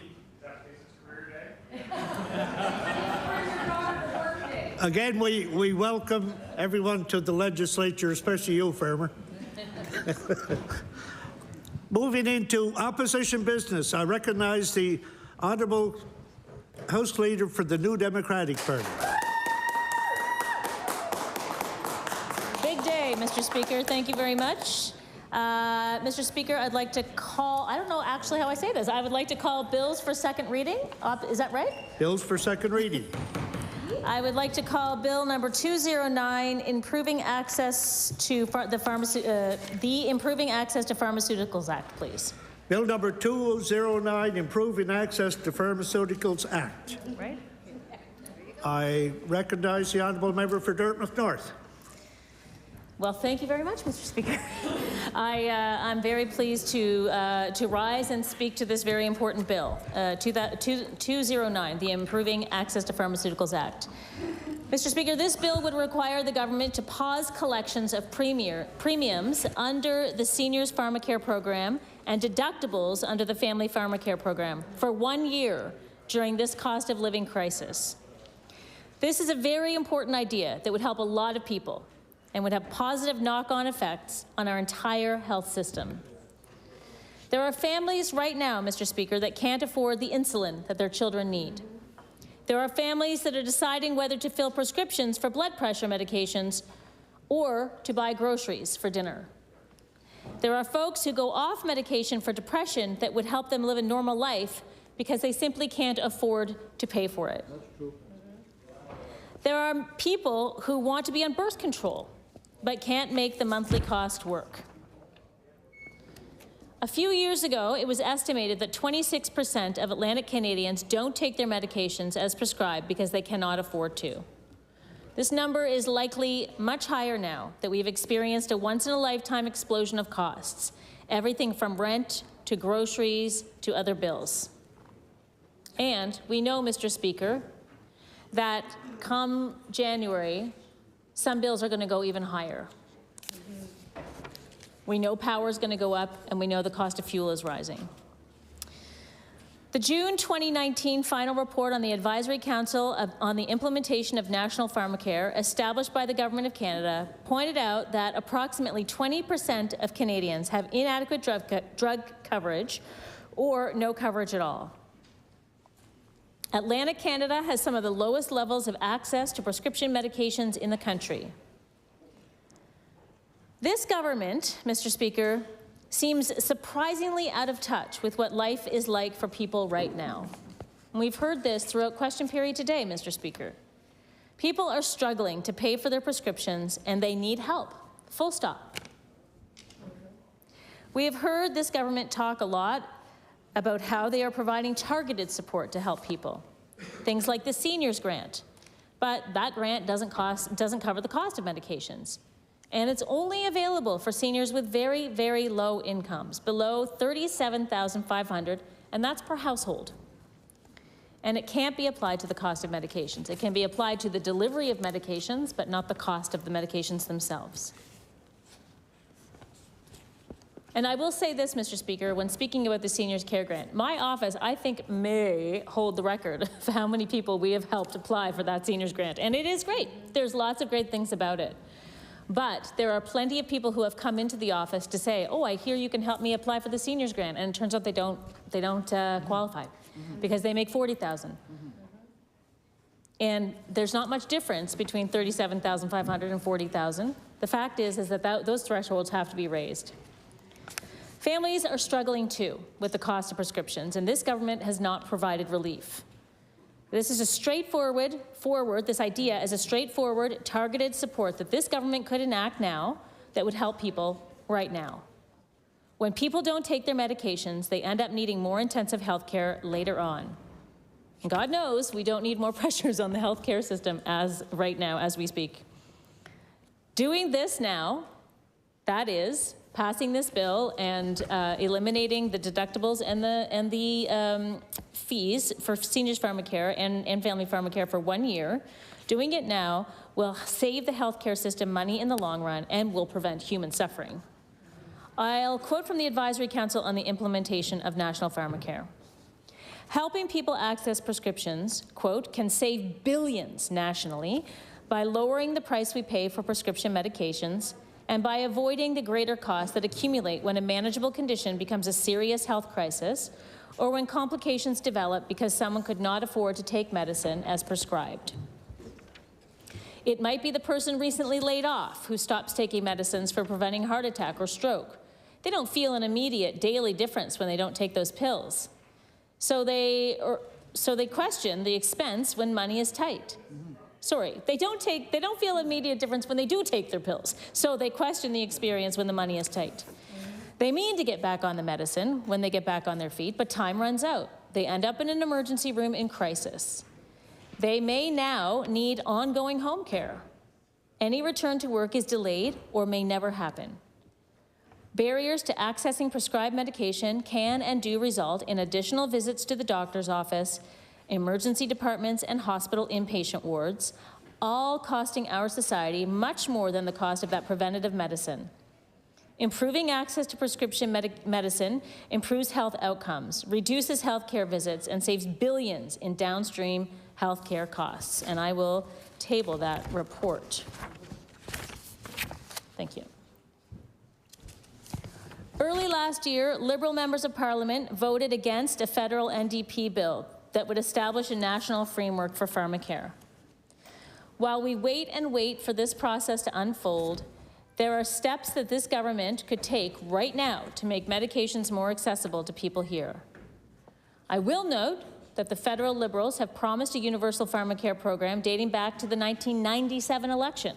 This is 25 years, Mr. Speaker. While we wait for the federal government to deliver on its promise of a universal pharmacare program, and during this cost of living crisis, this government needs to ensure that people have access to life-saving and life-improving medications. I'll point out that neither the Liberals, when they were in government, nor the Conservatives, who have now supported an NDP bill, the Conservatives now have supported an NDP bill to lay the groundwork for a universal pharmacare program in Nova Scotia. I wonder how much Nova Scotians have paid out of pocket for prescriptions in that time. Mr. Speaker, this idea is a no-brainer. People need help now. The NDP in Nova Scotia has a history of helping Nova Scotians access medication. When the NDP was in government, there was the Fair Drug Pricing Plan, and it capped the price of generic drugs, leading to lower prices for Nova Scotians that were enrolled in the pharmacare program, and a better deal for taxpayers. The NDP also created the Nova Scotia Insulin Pump Program to help families pay for the costly devices. And we know that over the last couple of years that program has been underused because the thresholds are too low, and also that the folks who are living with diabetes are calling for continuous glucose monitors. Another example of a cost-saving measure in the long run. It will save human suffering, and it will save a lot of money in medical bills and health care costs down the road. I'll also mention that neither party, the Liberals or the Conservatives, have supported an NDP bill that would make birth control freely available. Even though now the Liberals are in opposition, they seem to think that's a good idea. Yeah, that's what I thought. And even though a whack of organizations have called for governments to ensure full access to contraceptives, the Canadian Pediatric Society, Oxfam Canada, Action Canada for Sexual Health and Rights, formerly the Planned Parenthood Canada, Canadian Association of Midwives, National Aboriginal Council of Midwives, the Canadian Medical Association, the Society of Obstetricians and Gynecologists of Canada, they all have called for free contraceptives. And even in the face of all of that expert advocacy, this government is turning a blind eye.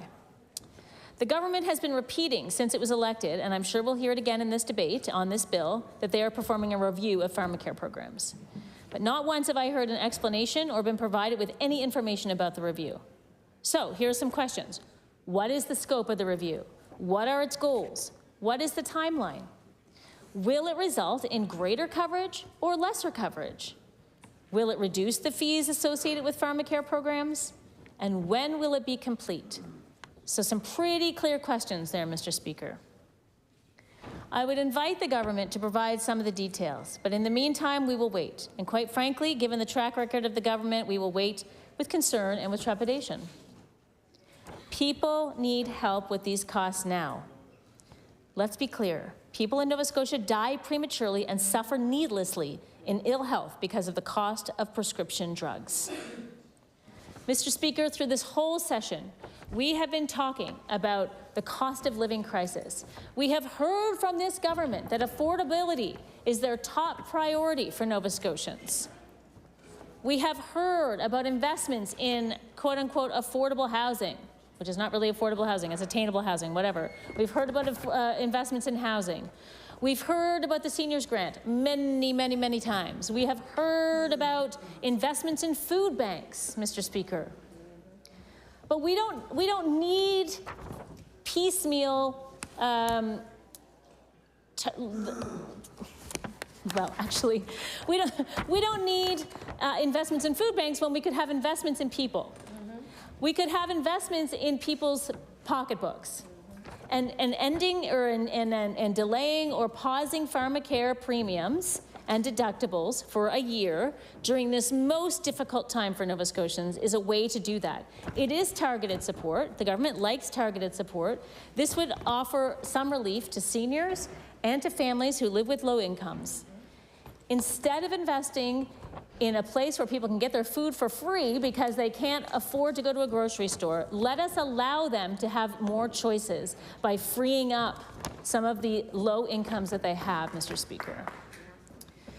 So I look forward to hearing from my colleagues across the aisle and next door here, and again from folks in our party on this very important subject, Mr. Speaker.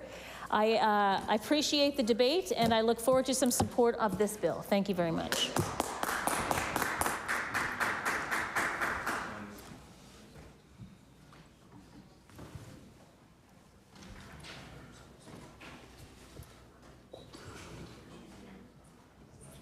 I'll recognize the honourable member for Kings West first.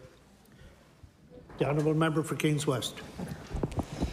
Thank you, Mr. Speaker. It is a privilege to rise today to speak on this bill.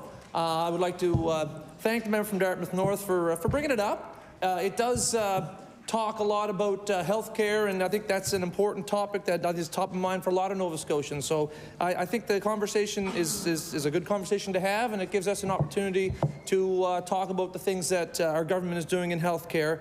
And we'll address a lot of what's in the bill here in my presentation.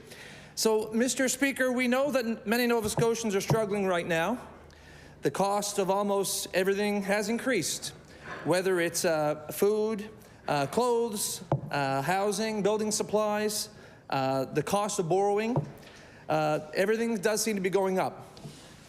Unfortunately, Nova Scotians will suffer even more soon when their federal Liberal government imposes a punitive carbon tax on them very soon. Mr. Speaker, it seems nothing has been immune to inflationary pressures. Every decision we make is evaluated and targeted to make the biggest difference in the lives of Nova Scotians. I'll speak to some of those targeted decisions in a few moments. We would love to be able to pay for everything, but we know that is just not possible. We owe it to all Nova Scotians to use their money, and it is their money, wisely. Indeed, that is one of the biggest responsibilities governments have. There are many pressures on our healthcare system, and like all Nova Scotians, inflation is impacting healthcare as well. That is why we are a member of the Pan-Canadian Pharmaceutical Alliance. Our work through this national partnership ensures Nova Scotia gets the best deal possible on the price of their medications. This helps keeps co-pays and deductibles down and keeps more money in the pockets of Nova Scotians. Mr. Speaker, in my 25 years in the insurance business, the topic of co-pays and deductibles was a big part of my work. Mr. Speaker, we work very hard to keep pharmacare premiums at a minimum. We know there are still some seniors who struggle to pay these premiums. That is why, for our most vulnerable Nova Scotians, pharmacare premiums are already waived.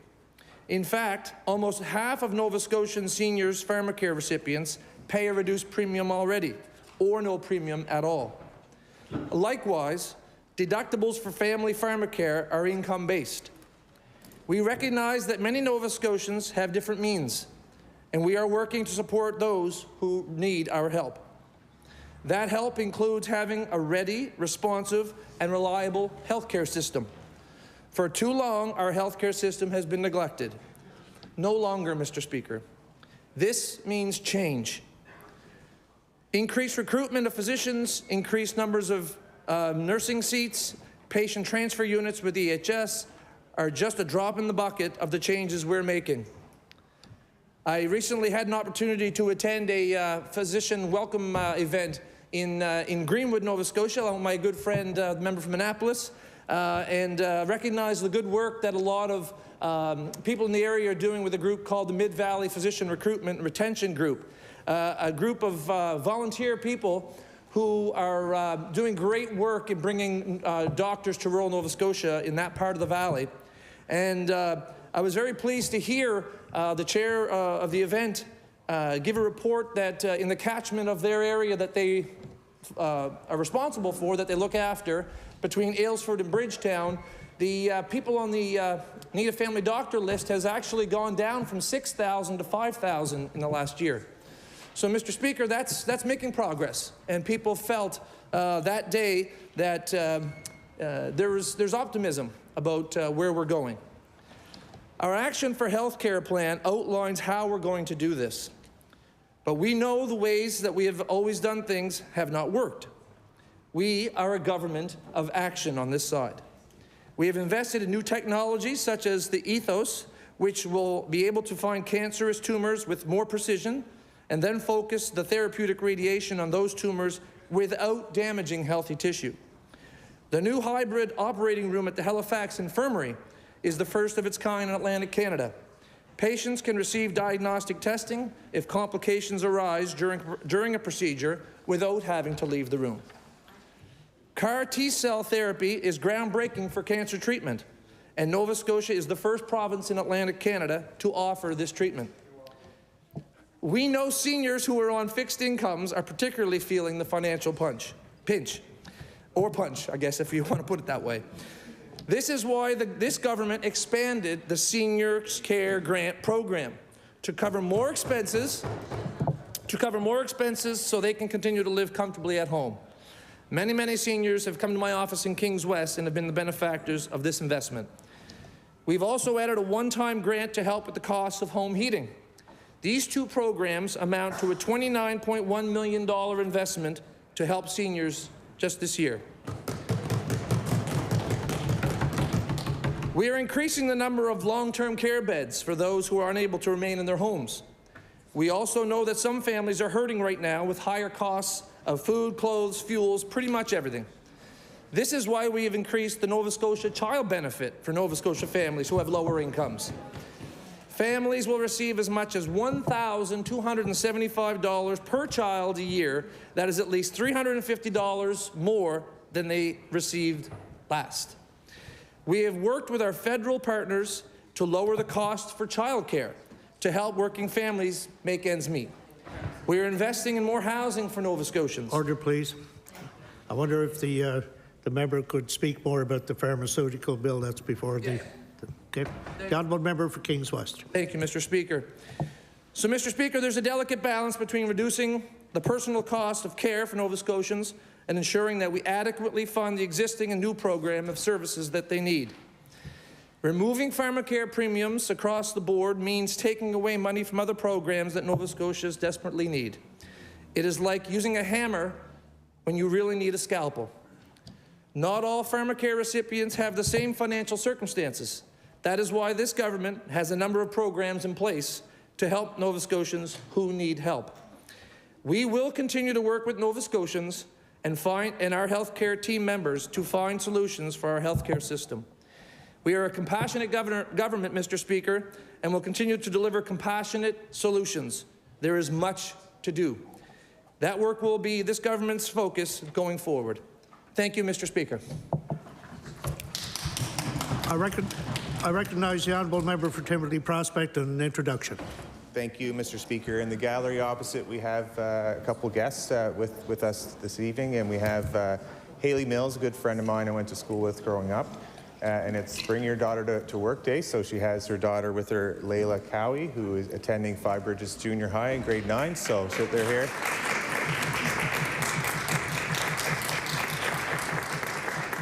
They missed question period. I was disappointed. They would have got to see some better entertainment, but they'll come back on another day, so thanks for coming. And we welcome all visitors to the legislature and hope you enjoy your time. Recognize the honourable member for Fairview Clayton Park. Thank you, Mr. Speaker. I don't know how entertaining I'm going to be, but it is nice. It's a privilege actually to stand up and say a few words on this NDP bill, an act to improve access to pharmaceuticals. You know, we talk a lot in this chamber about how so many people are struggling. We talk a lot in this chamber about the gaps in our healthcare system, the failings on all levels within healthcare. And sometimes we do talk about actual solutions, but a lot of the time it's a lot of what's wrong, what's not working, what can we do, rhetorical, what can we do. And in front of us we have a bill that our caucus is very happy to support because it is actually something that is putting practicality and policy to good use, which is lacking a lot. We hear a lot of politics, not a lot of policy, and this is something that is good policy. Families struggle. Seniors struggle. I heard the honourable member from Lunenburg West mention the Seniors Care Grant. Kudos to the Seniors Care Grant, but the Seniors Care Grant does not cover prescriptions. This is something that is geared towards prescriptions for the costs of prescriptions. Families struggle.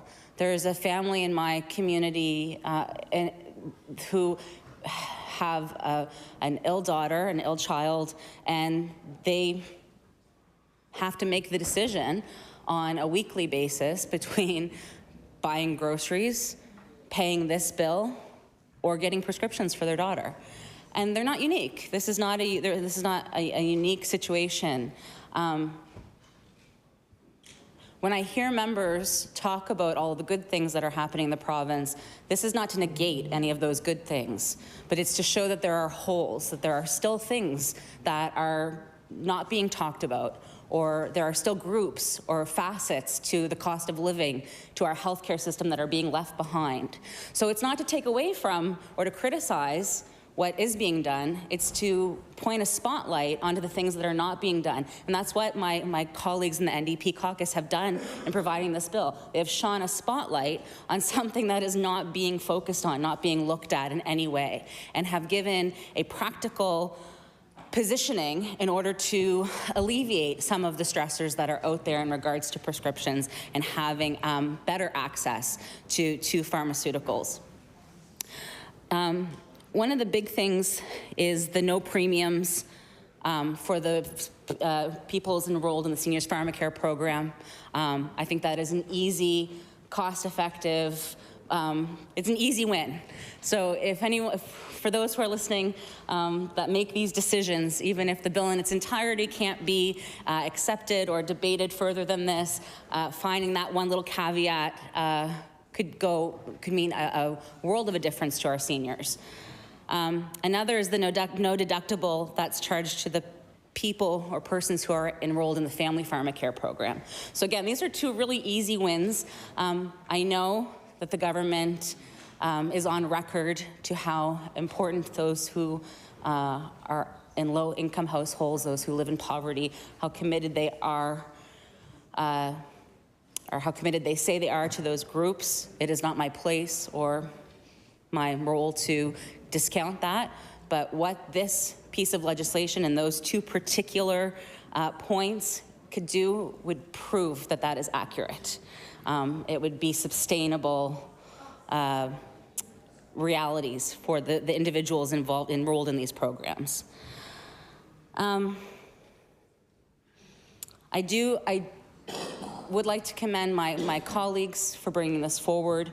I think that it's an important lesson that when we're talking about the cost of living crisis, which I believe all 55 of us should acknowledge is real, and it is happening across our province, any way that we can help one another, any way that we can find ways to work together or to get ideas or to help Nova Scotians who are struggling, and there are so many more of them today, I think that we should take advantage of that.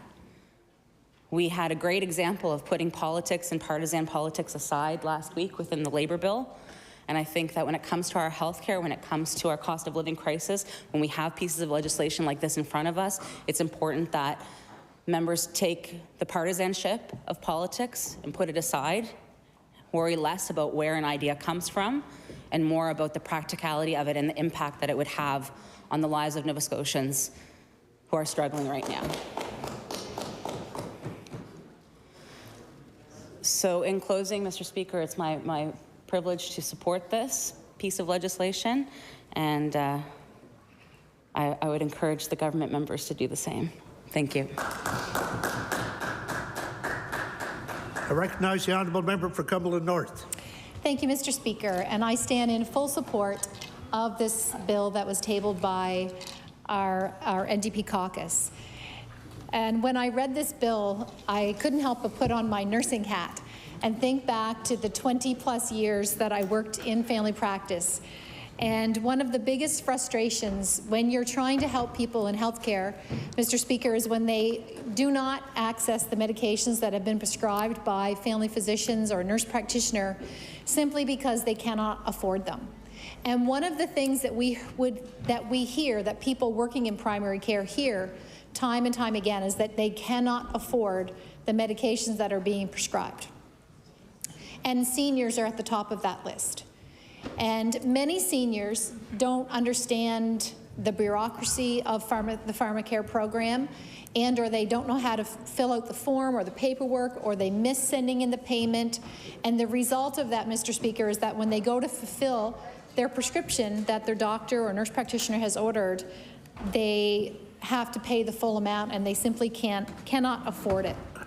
So when you speak with the people that work in family practice and primary care, if you speak to them about the PharmaCare program, I can guarantee you, you're going to hear a huge sigh. You're going to hear a lot of frustration back from that primary care provider. It's very, very frustrating, not just for the money, but the fact that PharmaCare here in Nova Scotia is one of it's farthest behind in the country as far as approving and making accessible the drugs that people are being prescribed. For example, Xarelto. So a physician will prescribe Xarelto instead of warfarin. And even though the physician takes the time to fill out all the paperwork and all the bureaucracy, often you have people working in the PharmaCare program who have no medical experience, and they're denying people access to these drugs.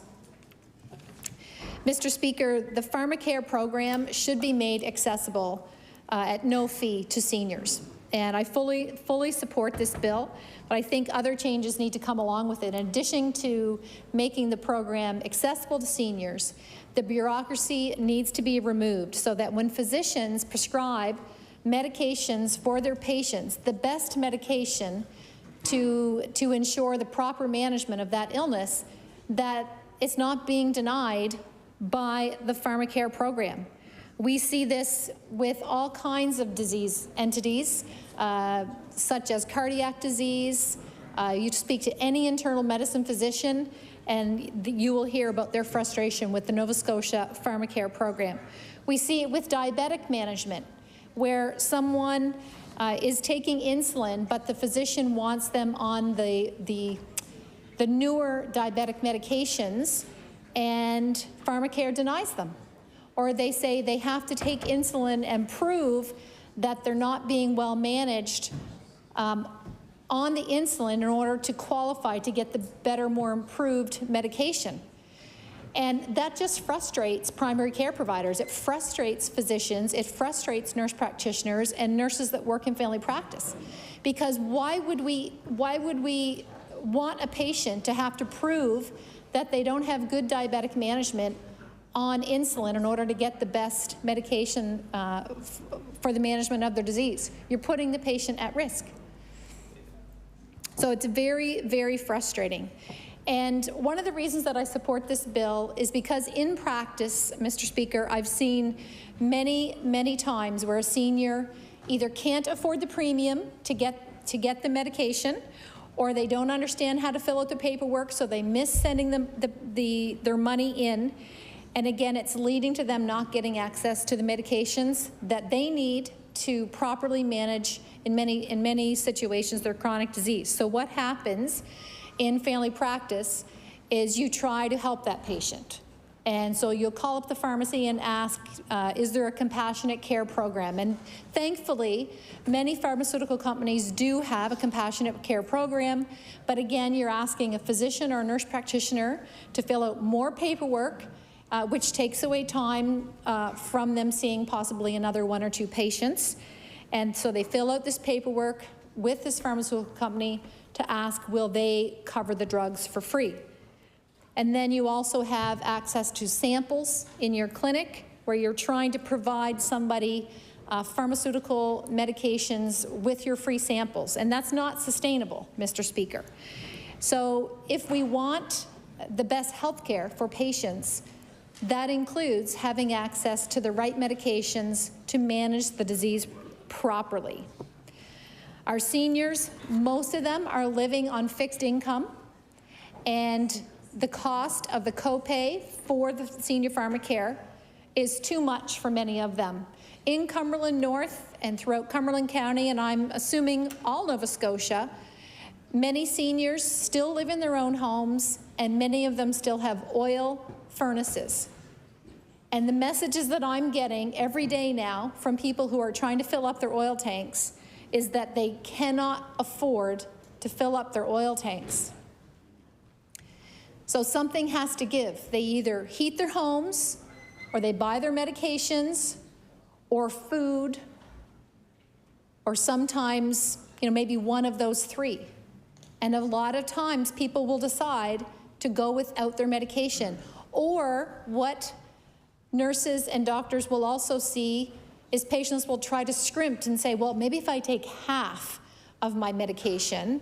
We see that all the time in primary care, Mr. Speaker. They'll say, well, maybe to save money, I'll take half of the medication that the doctor or nurse practitioner prescribed so that I can get through and save money. And then in the meantime, their disease is not well managed.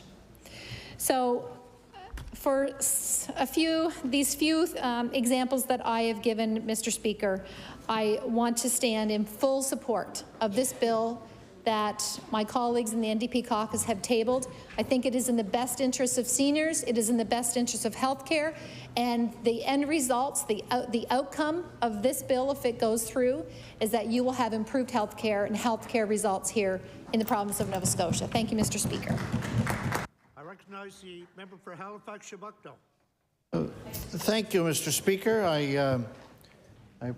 We appreciate the comments of the member for Cumberland North and the member for Fairview Clayton Park, although I must express some disappointment in the view that's been expressed by the member for Kings West, I presume on behalf of his government and his party. We have, when raising previously in other formats, the proposal for 12-month waiver on pharmacare deductibles and premiums, we have been encouraged by the response from the Premier and from the Minister of Health, who have given us an indication that they saw this as an idea worthy of investigation and exploration. And so we had been hopeful on the basis of those responses. And so I am disappointed to hear the government's position that, in fact, this is an idea, a 12-month waiver in consideration of the cost of living crisis on government pharmacare programs, deductibles and premiums, that this is an idea to which they are opposed, which they stand against, which they do not want to be associated with. This is a real disappointment, and I find it a little hard to understand, too, because I would think that the government might really find this a quite welcome proposal to have before them, because it's a proposal that's really in the category of kind of good, practical suggestions of things that the government could, in fact, do, which would have a practical, real, immediate, tangible impact on the lives of people in the province, particularly, as has been mentioned, in the lives, I think, of seniors at this particular moment when the cost of living pressures on people, and particularly the cost of living pressures I'm mindful of seniors living on fixed incomes, are so singularly intense. Now, Mr. Speaker, I want to confine my comments just to one part of this bill. That's the part of the bill that applies to the waiving of premiums on the seniors pharmacare program. I want to say about this that as I've spoken about this before in the House, the current cost of living crisis is really having a negative and deepening, serious impact on seniors living on fixed incomes. And we see sharp evidence of this all around us. Evidence in hand about the increasing number of people in their senior years who are in fact unhoused in the province. Evidence from all over the province, in particular in a report a couple of days ago from the North Sydney Food Bank about the increasing numbers of seniors they've noticed just recently taking advantage of help from the food bank on the north side. So it's a moment when tangible government measures to take some of the heat off, not to solve this problem, but to take some little bit of the pressure, to back the screw of the cost of living crisis off one little notch, are very much called for and required. So tangible, concrete financial measures to back the screw of financial pressure of the inflationary crisis off a notch or two, these are being taken all around us. As the member for Cold Harbour Dartmouth mentioned a little earlier this afternoon, yesterday, Prince Edward Island brought forward a program by which every household that's bringing in less than $100,000 a year will receive $500 in help towards dealing with recent crisis on the cost of living. And in this, PEI has copied I think exactly the proposal that was brought in just a few weeks ago in Newfoundland and Labrador.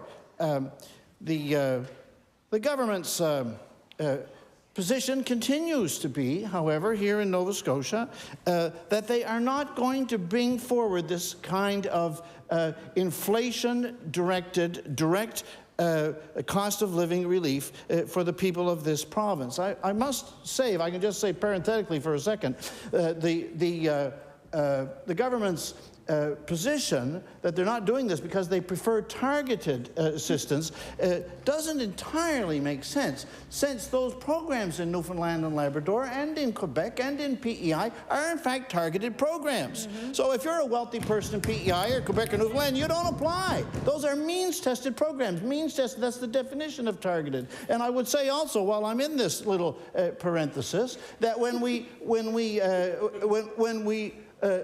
provide a power rate cap that's going to provide John Risley the same rate cap as it is to somebody that's living on income assistance, it's a little difficult to say that we're the party that's really in favor of targeted assistance. But I'm digressing here a little bit, Mr. Speaker. A pause on seniors' pharmacare programs is just the kind of very direct and potentially very helpful kind of inflation-related relief that Nova Scotia so far has been behind on, has been failing to provide. And I think that the source of this particular proposal is relevant to this discussion. The source of this proposal is not the New Democratic Party. The source of this proposal is Feed Nova Scotia. And the proposal comes from Feed Nova Scotia in two important documents that I'd like to table.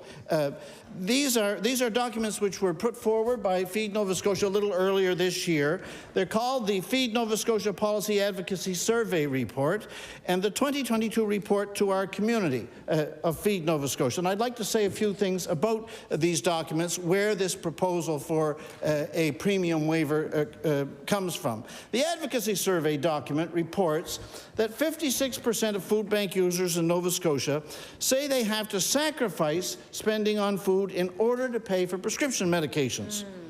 50% of the people who responded to the survey said they didn't fill or collect a prescription for their medicine because of the prescription's cost, and that they had done that within the last 12 months. Wow. The second report, the Our Community Report from Feed Nova Scotia, proposes that, this is a direct quotation, the government waive or reduce the deductible after the copay on some pharmacare programs. Then the policy advocacy report goes on to say, and I'm quoting again, with more than half the respondents sacrificing the purchase of food to pay for prescription medicine, even a $100 to $200 waiver on reducing the annual deductible could substantially reduce the out-of-pocket expenditure of about half of the food insecure clients in need of prescription drugs, unquote. So this is a singular and important policy initiative that Feed Nova Scotia has brought forward. And I must say, too, Mr. Speaker, if I could be permitted a second short parenthesis, that I don't think that the government's discourse and comments on food banks yesterday and today has provided a great deal of evidence that they understand what is contained in either of these two reports. A core finding of the 2022 Feed Nova Scotia Policy Advisory Survey Report is that government policy itself on income support and affordable housing is in fact a main contributor to the escalating need for food charity in our province. So just under half of food bank users report having that they derive their income from income assistance, and the overwhelming majority of that group say that their reliance on a food bank is directly related to the inadequacy of their income. And yet, the provincial government, this year has frozen payments on income assistance. And similarly, after lack of income, food bank users identify the high cost of housing as a chief factor preventing them from being able to actually buy their food. Nearly half of food bank users in the province report spending more than half of their income on their housing. And yet the government's current housing initiatives contain no place for expanding social public housing. So, and Mr. Speaker, of second parentheses, often when the need for government initiatives to mitigate the cost of living is raised here in debate, often the government responds that inflation is not a Nova Scotia problem, that it's a national problem and it's an international problem, and therefore beyond the scope of the government of Nova Scotia. And of course, this is partly true, but it is also largely false, because something's being intimated when that's said, which is not the case. And something that's being intimated that's not the case is that there's actually nothing that the government of Nova Scotia can do, which is not true. There are important things that the provincial government could do, and waiving seniors' pharmacare premiums for a year is one of them. Of course, we recognize, everybody recognizes, governments can't do everything, but they can make an important start. The start that this bill proposes is one that could provide meaningful and practical help to thousands of seniors in Nova Scotia during this time of intense cost of living pressure. Thank you, Mr. Speaker. I recognize the Honourable Minister of Health and Wellness. Thank you, Mr. Speaker. So it's my pleasure to stand up and talk a bit about pharmaceutical services and the bill that's put in front of the House today. So just to go back and talk a little bit about my honourable colleagues and some of the things they mentioned, I would like to give an overview, not to explain pharmaceuticals, but to answer some of the questions that were presented in the House. So the budget for prescription drug coverage in 2021-2022 was over $300 million in our province for benefits under Pharmacare, and the province funded actually another $70 million for drugs provided through Nova Scotia Health, such as IV cancer therapies. So the magnitude of that ledger line in terms of what we pay in this province is pretty significant. And we know that that comes from a variety of different reasons, Mr. Speaker. Our population is quite senior. We know that our population lives with a lot of comorbid conditions as well. So those things contribute to the amount of pharmacare that is required across our province. So new benefits are added to pharmacare coverage on a monthly basis, and they're informed by a very rigorous program. So we make sure that what is being added meets the requirements of CADTH, which is the Canadian Drug and Health Technology Agency. And then also that there is a competitive pricing that's negotiated with the Pan-Canadian Pharmaceutical Alliance, or PCPA. So these two organizations allow us to ensure that we are adding medications and technology that is really thought out, well evidenced, and important. And I would mention as an example a drug that both the opposition and our government is very proud to have worked kind of in concert together was the addition of Trikafta in the early part of our mandate, Mr. Speaker, which is really a life-saving and life-changing medication for people living with cystic fibrosis. So these two organizations with our pharmaceutical services and extended health benefits team, they're looking all of the time to understand what are the new and relevant treatments that are going to have you know, a meaningful impact to Nova Scotians in terms of the treatment. And so Trikafta would be one that we were, you know, very proud to be able to introduce and bring that to the formulary and cover in the province. So there is increasing public patient demand, I would say, as well. So to the member opposite's point, at some point this balloon, if we aren't very, very intentional about how we continue to look at a variety of different things in healthcare, that balloon is going to expand and it is going to burst. And so part of my mandate letter was that we needed to look at the formulary and also look at pharmaceutical, how we deliver that in Nova Scotia, period, because the past is not the future. We cannot continue to keep adding things and not really look at the way we do things. So in addition, we know that there is a number of growing demands in terms of the immunization program in this province.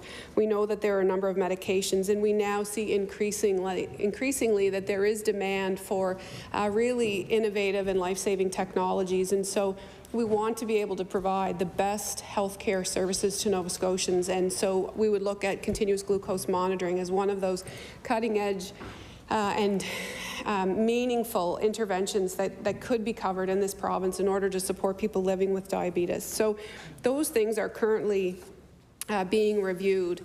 So the formulary mandate, the work is proceeding. So the staff at Department of Health are looking at our formulary, looking at other jurisdictions' formularies to better understand where we're aligned and where we're not. And we're really looking at listing things and finding gaps in coverage, as people have mentioned, but also are there things on there that are no longer best practice, no longer evidence-based, because things change. Certainly, the staff are also looking and working with the Office of Red Tape Reduction. So to the member opposite's point about past practices, as an example, where there are new and innovative medications for diabetes, as an example, where previously it was required that a physician would have to do a trial of insulin in order for people to obtain that second type of medication. That is really now having a significant effect not only for diabetes, but also around cardiovascular outcomes as well. And so meeting with physicians and meeting with advocates around how do we look at these medications and looking at our processes. So certainly we've worked very hard with the Office of Red Tape Reduction to continue to look at the forms, looking at the ways in which we can increase access, because we've heard from physicians that there is referrals that come in for medications. There's things that they would want to prescribe, but unfortunately there are processes in place that make it difficult for them to do that. So we have to look at the whole range, not just simply one part of it, but we need to look at the whole range of our pharmaceutical work. The other thing is to really look at what is listed and what we do cover and how we support Nova Scotians in trying to find cost-effective and clinically effective alternatives. And so I'd like to point out that in February of this year, the biosimilar versions of medications were approved in the province. And so there was a very rigorous consultation process to make sure that we could safely introduce biosimilars and to the province, to people that required them, making sure that there was a very long period of time where people were able to transition from the name brand of their medication to the generic brand, and making sure that there was consultation so that in the event that the specialist that was involved in the care of the individual did not feel that it was appropriate, that they had time to work with the patients to make sure that they did have the right medication, whether that turned out to be a biosimilar or whether it was actually they stayed on the medication. The cost savings from that change were significant, and that's important, Mr. Speaker, because what that does is it allows us to reinvest into that program and look at the way we can enhance pharmaceutical coverage across the province. So, you know, it's very important that we continue to work with people in our province to understand what the needs of Nova Scotians are. The other thing that I'd just like to talk a little bit about is I would like to talk about other ways that we have to and consider bringing pharmaceutical coverage. So we do have a very robust program and process, as I told you, involving CADTH and PCPA.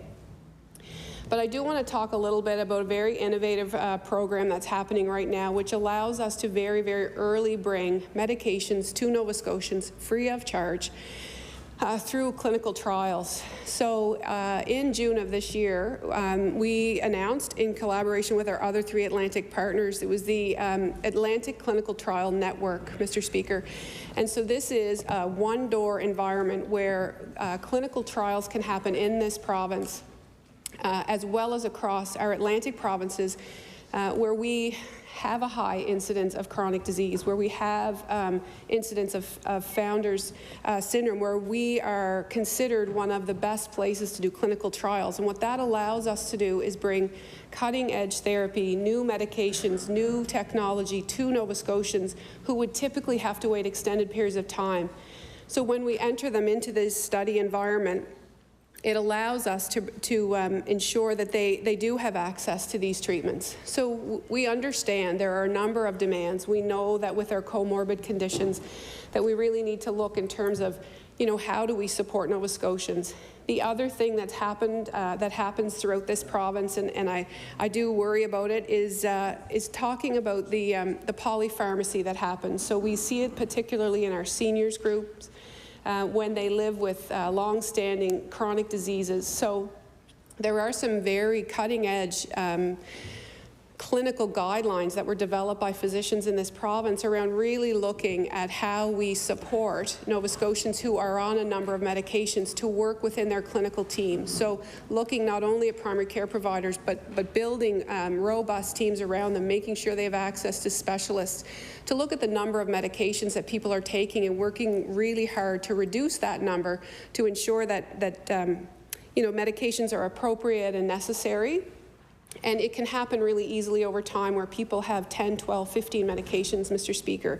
And so really working with our primary health care providers, our nurse practitioners, our physicians, our geriatric clinics, long-term care facilities, those types of places, so we can look at really supporting people, because polypharmacy can also add to admissions and injuries in seniors.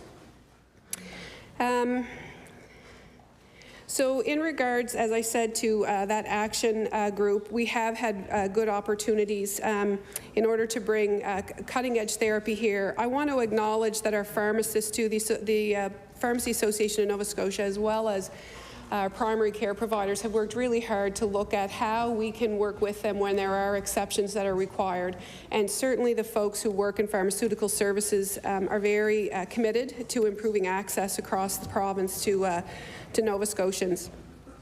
This is a huge line item for us. We do know that not only do we have to look at seniors, but we also have to look at access for families. So we know that the Family Pharmacare program, while the premiums and the copay is based on income, we are looking at that program to understand if there's ways that we can make it more affordable. Again, there is no lack of requests that come to us similar around funding everything, and unfortunately, Mr. Speaker, we're not able to fund everything all the time.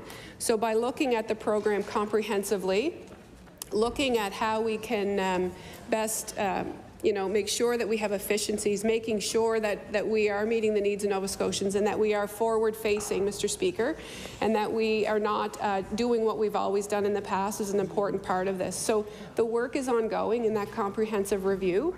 We really do need to make sure that we have a full system approach to this. We know that pharmaceuticals and technology is a key part of making sure we have a world-class healthcare system, and we are committed to continuing to do that.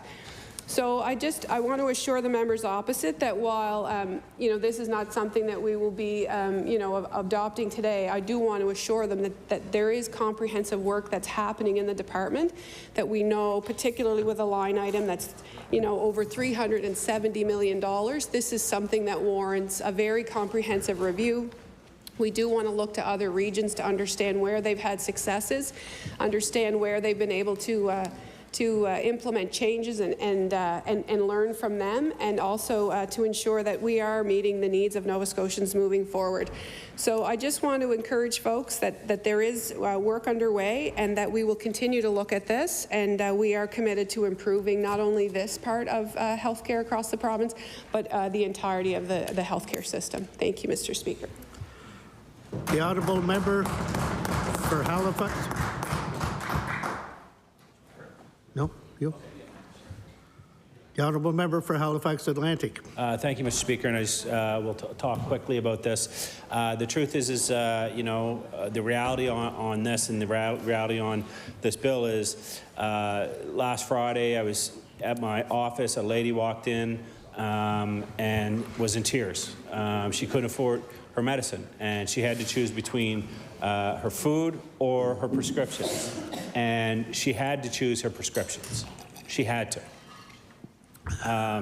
And what we're seeing a lot, I don't know about the other MLAs, but in particular in our office, a lot of time we are, and myself as the MLA and my CA, we're helping people by paying out of pocket because people can't afford life-saving medicine. And while I appreciate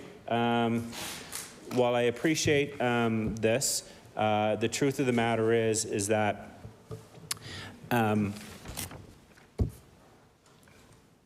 as the price of everything goes up, people are going to forego eating, and they're going to forego the basic necessities of life to get the prescriptions, or they're going to choose the other way. And the minister had spoken about being proactive and being innovative and stuff like that.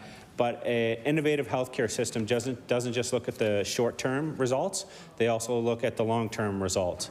And when people that are diabetic, that aren't taking their medicine, that will have a larger impact on our healthcare system than paying for that medicine up front. When people are not able to afford their prescriptions, they end up in the emergency room. They end up with surgeries, they end up with chronic illness. Those things cost exponentially more to our healthcare system than helping cover prescriptions. That's a fact. That is a fact. And I wonder, Mr. Speaker, what the average prescription cost for a senior in Nova Scotia or an individual in Nova Scotia compared to the cost of multiple trips to an emergency room. It was absolutely heartbreaking to listen to that woman who worked her whole life and doesn't have the means necessary to cover her prescription. And this isn't a one-off. It's not a one-off. And the process to get, I know the minister talked about changes and things are changing and medicines are changing. The truth is in order to get a medicine covered by this program, it can take years and years to do this. I fought for 2 years to get a prescription covered for a young kid who is, it was what do you call it? Yeah, hemoglobin. He couldn't get out. He couldn't come out of his house. He couldn't come out of his house. He couldn't go to school. And we fought for years to get him that. Just a young kid, no older than my oldest. He missed the first 3 years of elementary school because if you bumped up against him or if you fell down, he could potentially die. So what kind of life is that for those children? And when they hear that we're working on things and we're getting around to things, and this was a family that was pretty well-to-do. Like Order, please. The time for debate on the bill has passed. Before I recognize the Honourable House Leader for the official opposition, I'd like to introduce 3 representatives from Victoria County Council that are in the Speakers Gallery, I'll ask them to stand and receive the warm welcome in the House. Warden Bruce Morrison, Deputy Warden Larry Doherty, and Councillor Perla McLeod.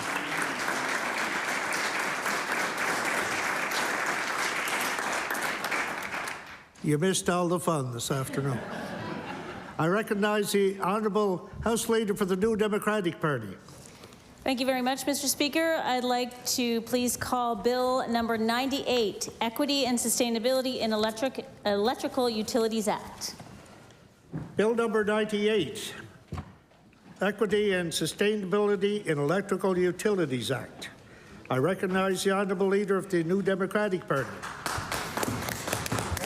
Thank you, Mr. Speaker. I'm pleased to rise and speak to this bill, which we tabled in the last session. And the title is surprisingly relevant today, Equity and Sustainability in Electrical Utilities Act. We've been talking a lot about utilities, and recent government actions have shown light on our need to reform our relationship with Nova Scotia Power. I don't think that we would find anyone who would disagree with the idea that we need to reform that relationship. High power rates, high profits at the company need to be addressed. But, Mr. Speaker, they need to be addressed systematically. And I think that what we are seeing right now is the opposite of a systemic, thoughtful intervention in what is happening with power rates. And more importantly, what is happening with the bills people pay and the way that our power regulatory system is structured. What we have seen, what we see on the floor of the legislature right now is an 11th hour intervention that essentially kneecaps an independent regulatory process. What we have been advocating for and what we advocate for in this bill is in fact a change in the regulatory process. The UARB is an independent regulator, but it is what we call a creature of statute. It is created by ostensibly this legislature through legislation. And so we can determine how it regulates, but then we need to set it free to do the regulation at arm's length, something this government is clearly not interested in, and this is just the latest example. We have put forward a slew of ideas of how to accomplish this. One of them is a performance-based regulatory system, a system that in fact incentivizes ecological sustainability, that incentivizes clean energy, because as most members know, right now, Nova Scotia Power is incentivized to do one thing: sell power. And so as we reduce our need for power in certain ways through efficiency, in fact, that is at direct cross purposes with Nova Scotia Power's raison d'etre. They exist to sell power, and that's fine. They're a private company. That's their business model. But we are a government, and we are responsible to ensure that everyone in this province has access to the power that they sell, because Madam Speaker, this is not a choice in our climate. You can't live without power. I mean, some very hardy souls do live off-grid in this climate, but I would suspect that almost all of them have access to some kind of alternative energy source. And that's great, but right now, to do that at scale is very difficult. This bill requires Nova Scotia Power to consider climate change target reductions in its work, something that it is not now required to do. We know that this government talks a lot about the environmental, what's called now the environmental ECRA. Goals and Yeah, the Environmental Goals and Climate Change something, Accountability Act. So that's great. We've got goals. But those goals will only take us so far. We need action. And so that is one of the things that this bill attempts to do. We've heard from advocates recently, such as Bill Mahody, who's the consumer advocate, about the importance of independence of the UARB and concerns about recent government overreach. Rate setting for Nova Scotia Power is very complicated. I don't know how many people have had the privilege of sitting through one of those hearings. I have done part of it.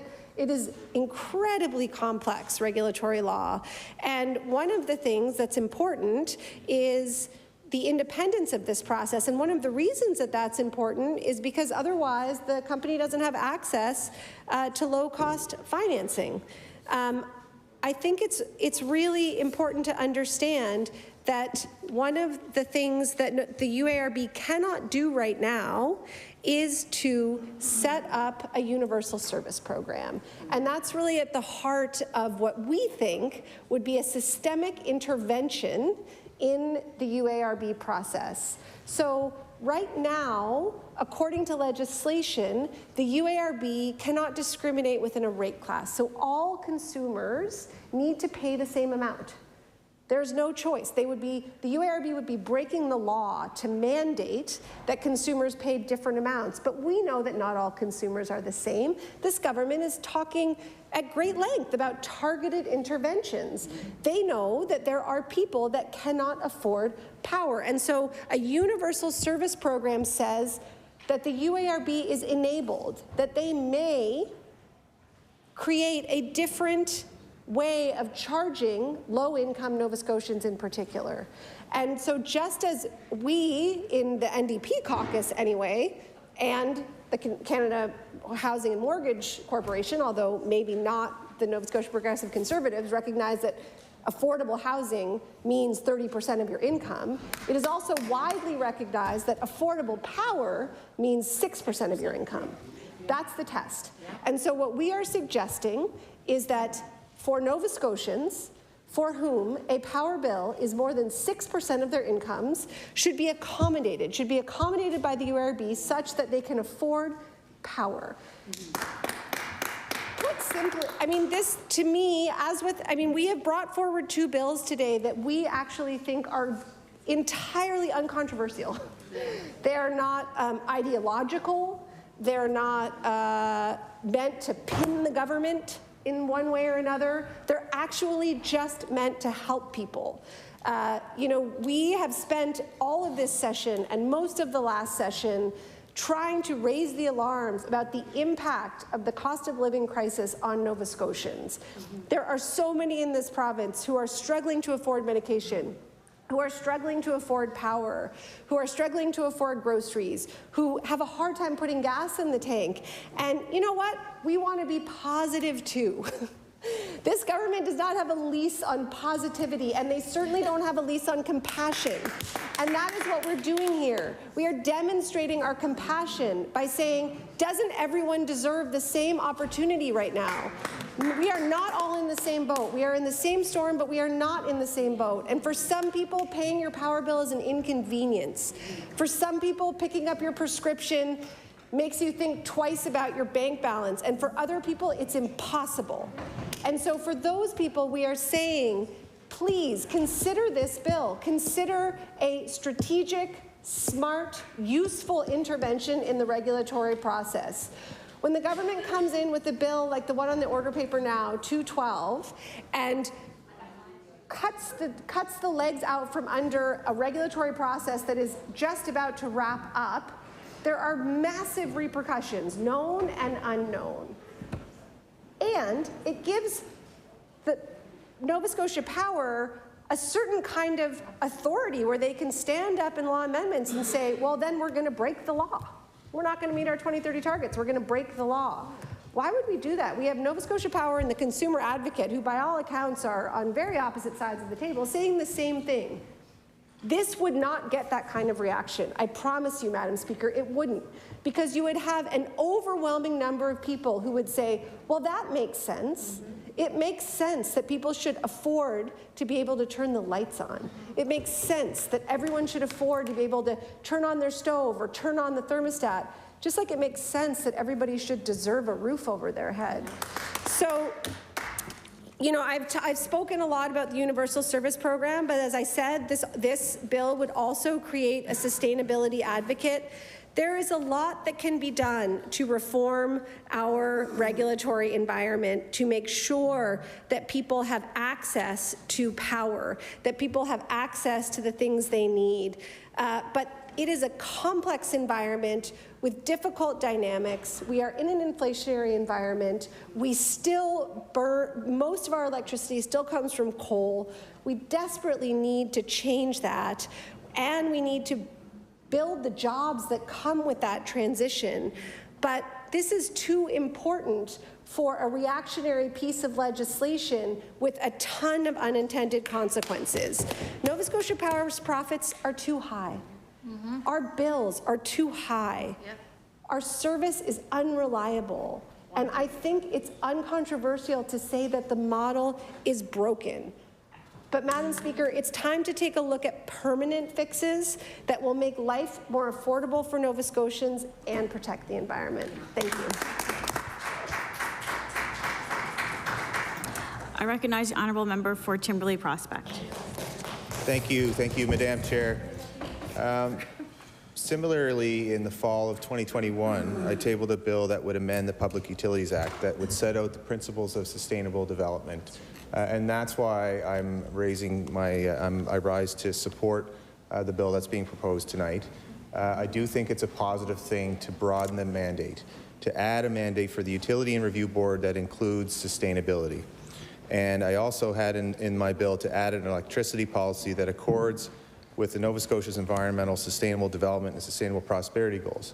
We could also do that with ECRA, with the government's own goals that, by the way, all three parties endorse in this legislature becoming laws. So I did this because Nova Scotia Power, since they've been a private utility since '92, has had a number of different mandates, but the main thing in the center of it all was to ensure that they delivered for shareholders. That's problematic, and government's role is to ensure that we look out for what the public interest is. That doesn't always align, and actually rarely aligns perfectly with what shareholders are asking for in terms of their return on investment. Something ought to be done to account for the increasing threat of climate change. I think we can all agree in this House. And something ought to be done from a regulatory perspective on increasing societal goals and embedding them into regulations.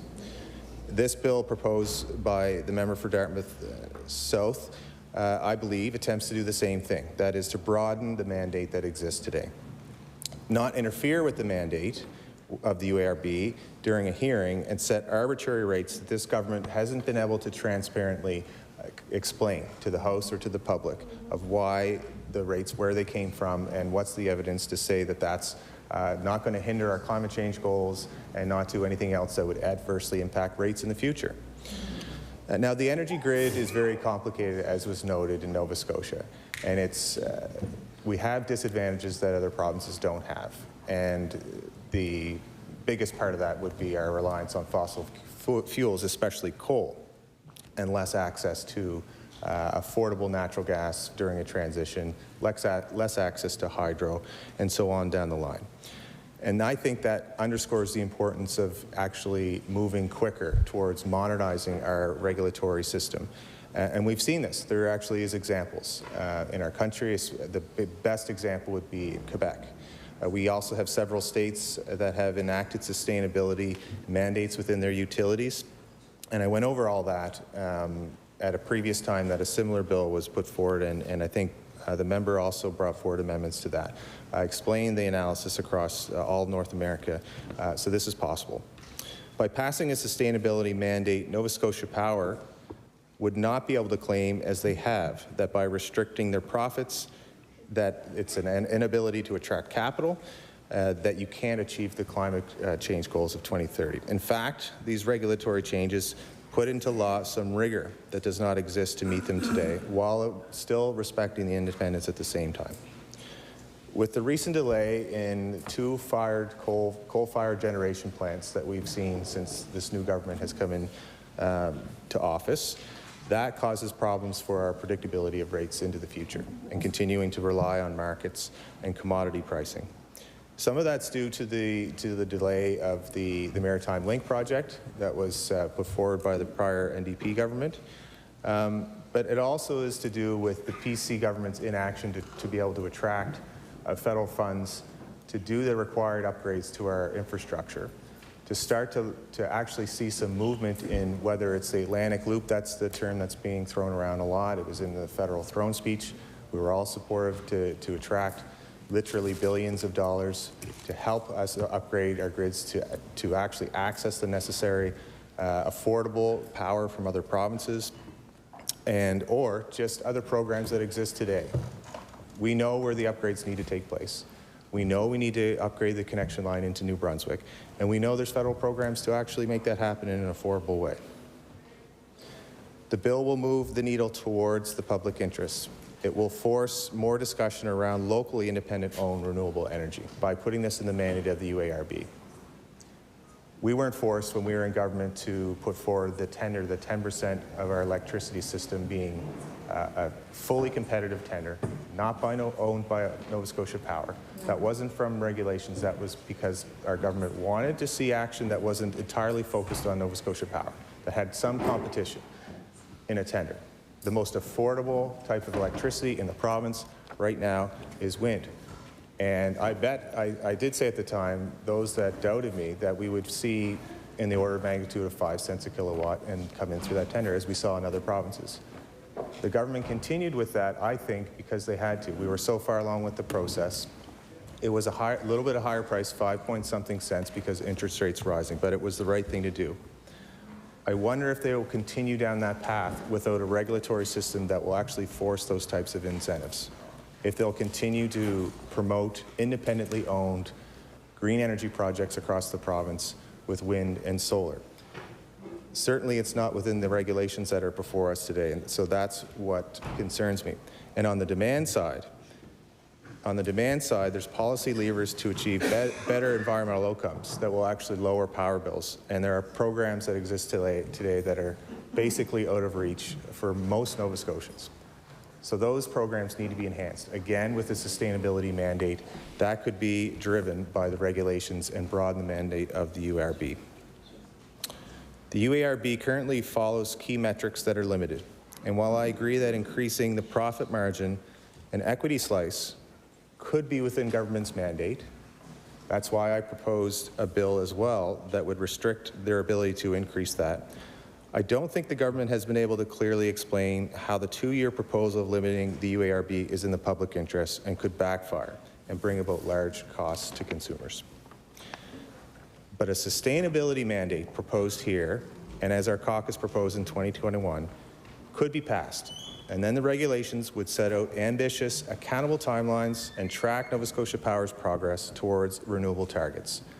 And it's key to noting here that Nova Scotia Power has missed those existing targets. So there's precedent showing that even though there are targets going out to 2030, without broadening out the sustainability mandate, there's no guarantee that that will happen, and there are no ramifications for it not happening. The sustainability lens would bring focus to the urgency of delivering efficiency programming for industries, small businesses, households, farmers, any sector that we all like to support. As some members may not realize, Nova Scotia Power views efficiency gains as a competition. Therefore, there's little to no motivation to promote and bring efficiency initiatives to customers absent a mandate such as this that's being proposed. So Nova Scotia Power, within the existing regulations today, despite the amendments that the government has made and proposed this session, will mean that they will not be required to act in the public interest. So we should not be surprised with the outcome during this mandate of higher power bills and environmental goals that will not be met. And I honestly believe that most of us in the legislature do want to see these targets met and do want to see power bills kept within control. But the sole party that has some control over this in the regulatory framework is the PC party.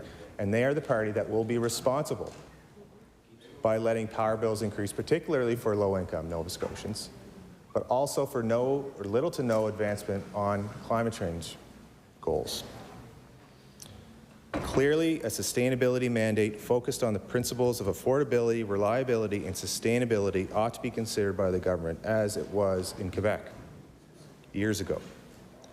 We can do this now, even though we are in the middle of a rate approval process, which is not ideal in my view, but the government themselves have set a precedent for that. So why not do it in a way that has evidence backing it up? And why not do it in a way where there's examples across our country and North America that had made it happen? Thank you, Madam Speaker.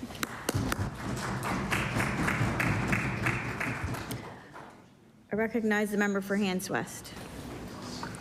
Thank you, Madam Speaker. I'm pleased to rise and speak a little bit to Bill 98, Equity, Sustainability, Electrical Utilities Act. And I just want to point out a few things, Madam Speaker, that Nova Scotia has been a national leader in the fight against climate change. And we do have some of the most aggressive climate change goals in the country.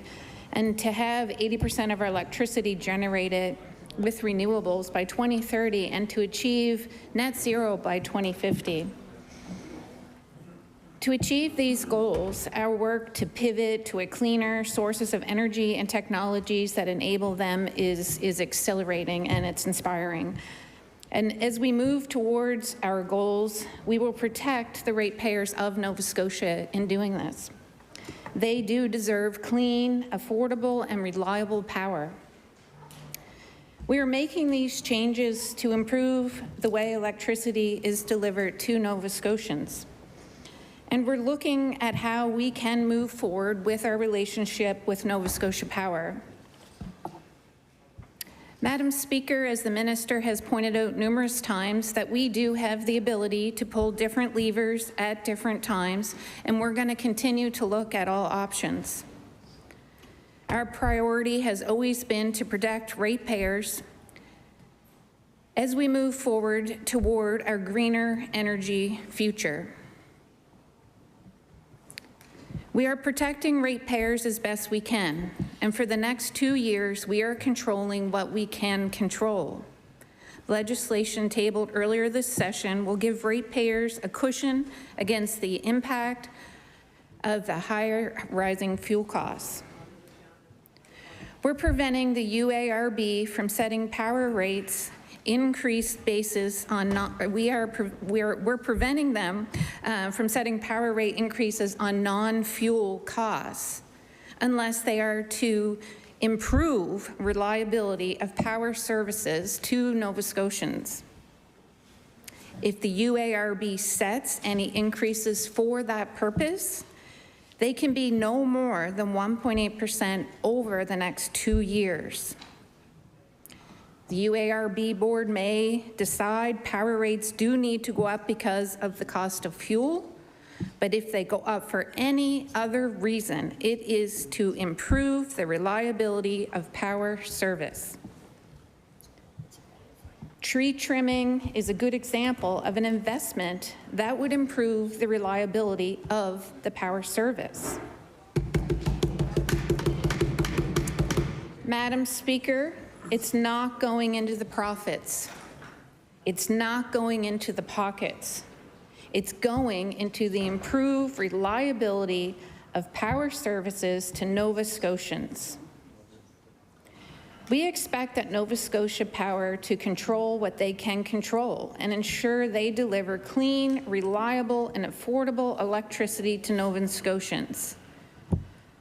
Excess profits will continue to be returned to ratepayers in full. And the UARB cannot increase Nova Scotia Power's rate of return on their equity or their equity ratio any higher than current levels.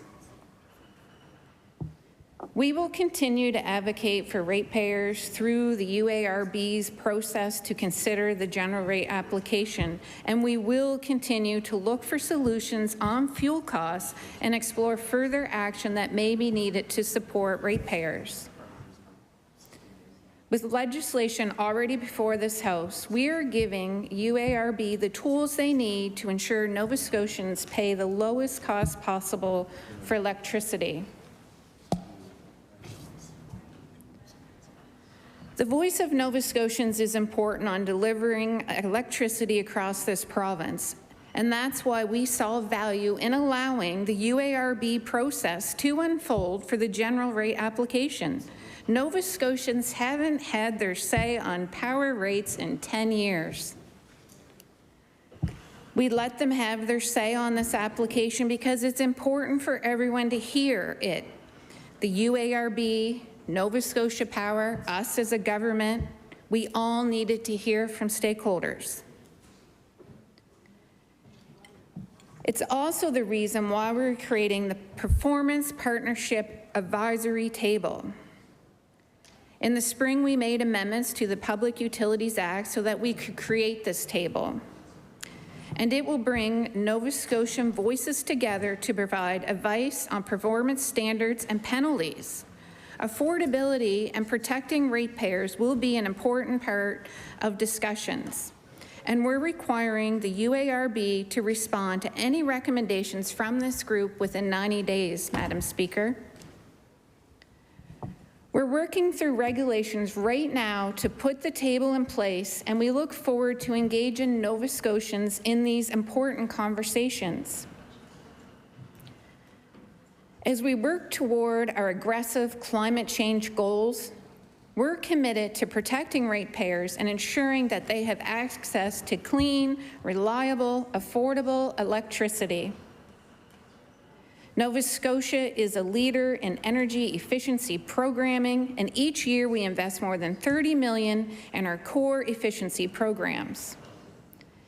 Such programs include the home warming program, affordable multi-housing, home energy assessment, green heat, and small business energy solutions.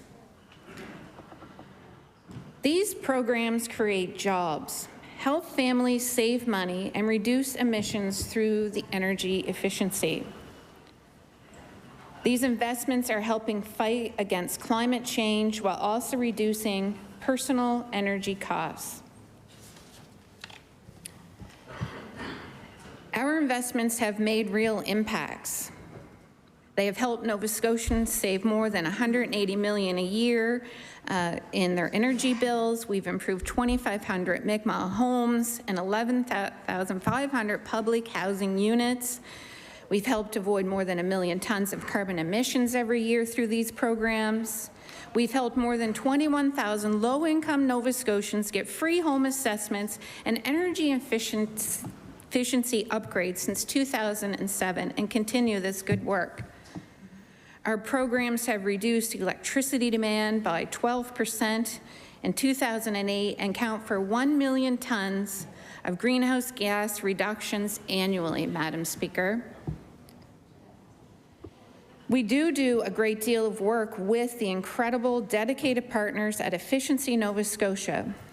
And through legislation this fall, we're strengthening their ability to help Nova Scotians move off of oil and reduce their energy bills. In partnership with the Assembly of Nova Scotia Mi'kmaq Chiefs, we are delivering Mi'kmaq home energy efficiency programs that provide deeper retrofits for all homes across the 13 First Nation communities that we have here in Nova Scotia, while also providing training for community members to complete this work on their own. Home warming and the affordable multifamily housing programs provide financial support for energy retrofits for low-income households and affordable housing units. The province also provides support for off-oil programming, helping homeowners reduce their energy consumption and switch from oil heat to cleaner and more efficient alternatives, Madam Speaker. Because in Nova Scotia, heating oil accounts for 50% of Nova Scotia's space heating energy, and it is the highest in Canada. But we want to change that, Madam Speaker. The Home Energy Assessment Program provides $5,000 in incentives for home energy retrofits, and all of these programs support local green workforce, including heat pump installers, I don't know if you tried to book one. The booking to get a heat pump installed in your home is months out because people are excited about these programs. They'll employ green workforce and the lighting specialists, the solar PV installers, and builders alike. They're currently employing more than 25 people in good-paying jobs in the green industry, green workforce in many rural areas of Nova Scotia. By 2030, we're going to get off coal and have 80% of our electricity generated with renewables. There is no single solution to achieve these goals, and we're exploring all the options to get off coal and move towards green, renewable energy, reliable electricity that Nova Scotians can count on. We will continue to choose right solutions for Nova Scotians to ensure ratepayers are protected. We want to work towards the development of the Atlantic Loop to bring us important power from Quebec. But it has always been just one of the many options to get there. It's an extremely complex project. There are a number of major challenges to overcome to make it happen, and one of them is global inflation, which is driving up the cost of transmission. However, the Atlantic Loop can't move forward without federal funding, and we urge our colleagues across the aisle to join us on this request, to put Nova Scotians first. But there are also many other options that are already viable in Nova Scotians. Solutions we are building on a daily basis, plus exciting new opportunities that are on the horizon. The green hydrogen sector, just to name one as an example. Another Nova Scotian solutions for households and businesses is solar. Our solar industry, like I indicated, is booming in Nova Scotia, and that's no small part thanks to this government's action to ensure solar net metering continues with no extra fees to Nova Scotia Power. Another much larger option is onshore wind, which is currently the cheapest energy available to Nova Scotia, far cheaper than coal or natural gas. We have 5 major new wind projects in the works that will add 12% more renewable energy to the grid, Madam Speaker. That's as much energy as Nova Scotia block was to carry over from Newfoundland. Onshore wind is good for the environment and is good for the ratepayers of Nova Scotia. We've also just announced an ambitious target for another Nova Scotian green energy solution, and it's offshore wind. By 2030, we'll offer leases for up to 5,000 megawatts of offshore wind energy. This target tells the world that Nova Scotia is open for business.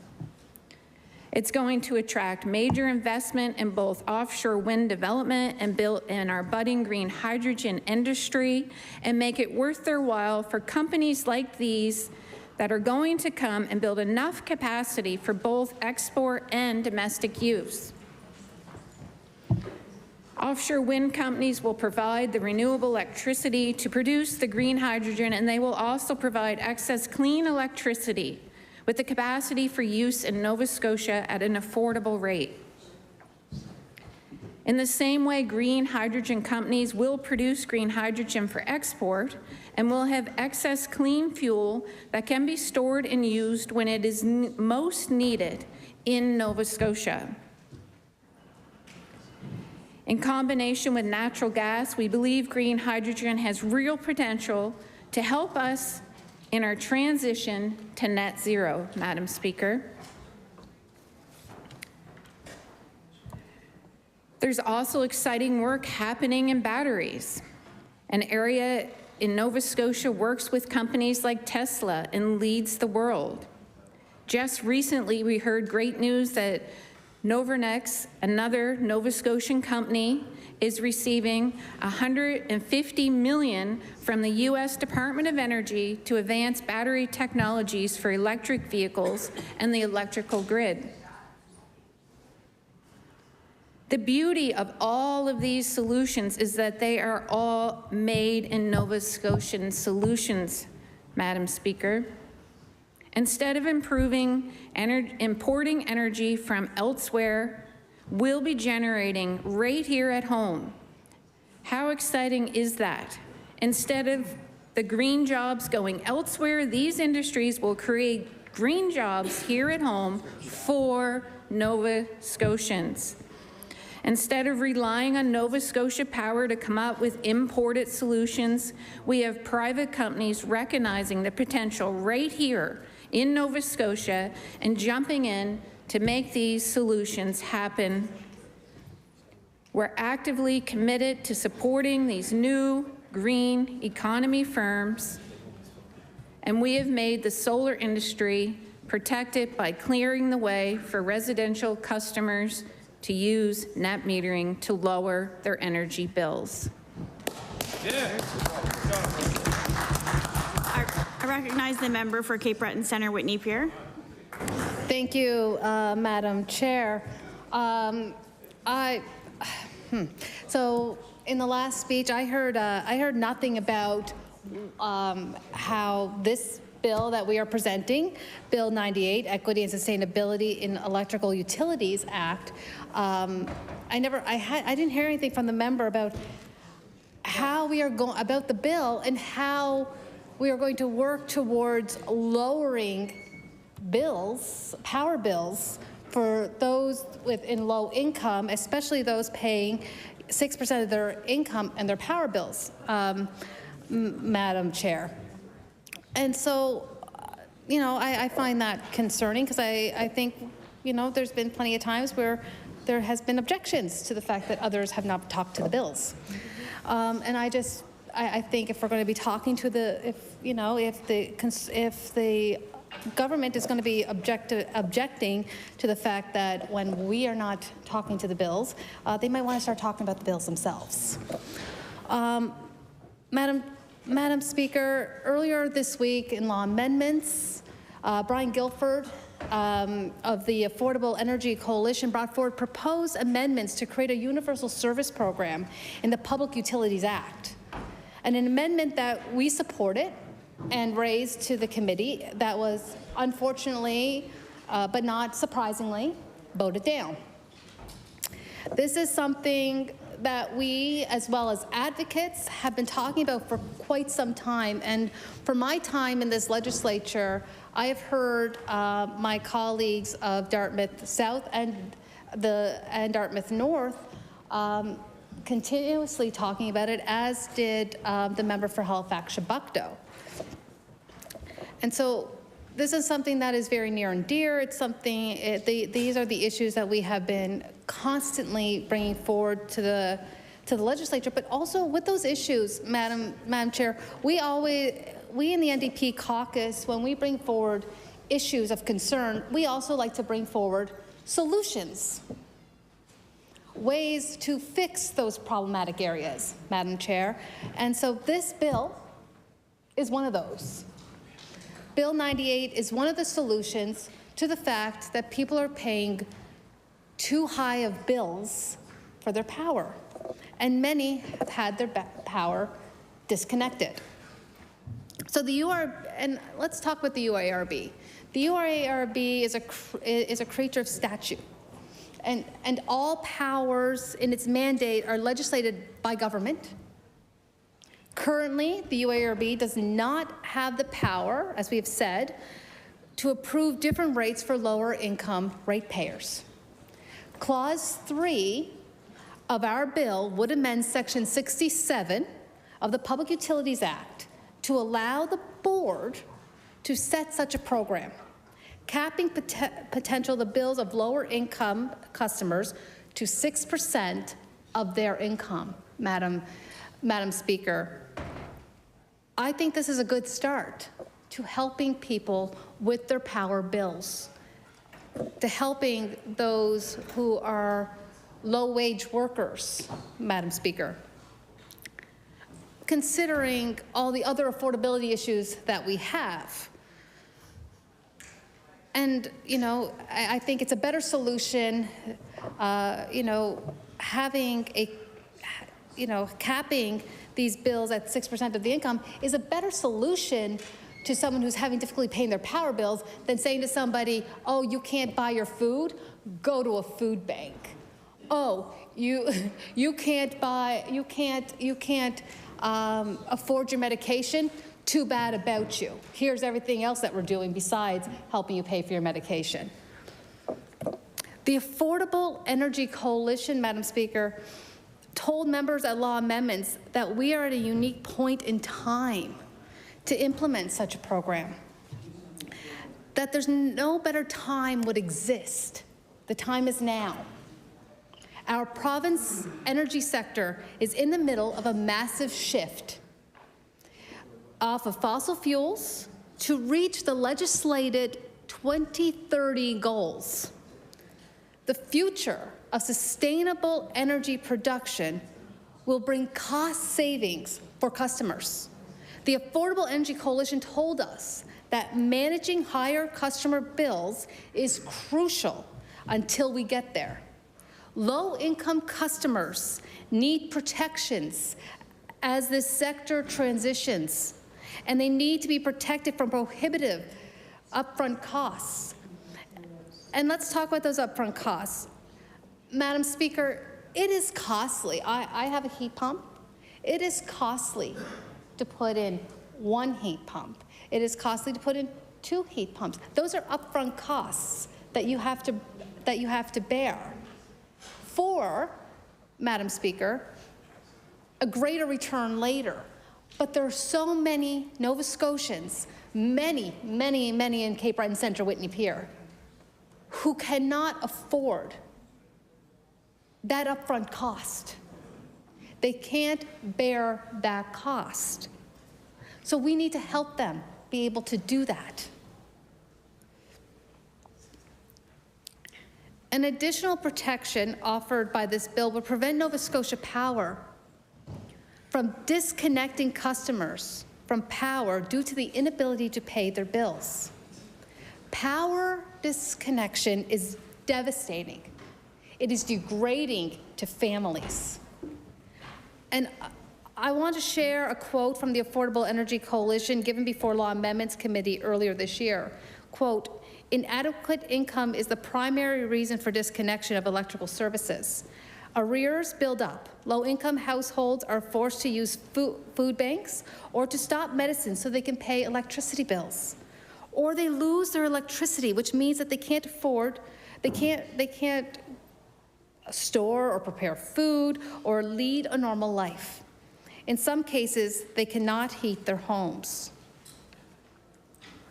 Madam Speaker, I live in a riding that some consider high needs. Poverty rates in my riding are between 1 in 2 and 1 in 3 families living in poverty. I know in the last statistic that we had for senior poverty for Cape Breton was 1 in 5. I think, but that's a really outdated number, about 5 years had passed. So I'd say the numbers is actually higher now, or in the 1 in 3, 1 in 4 category.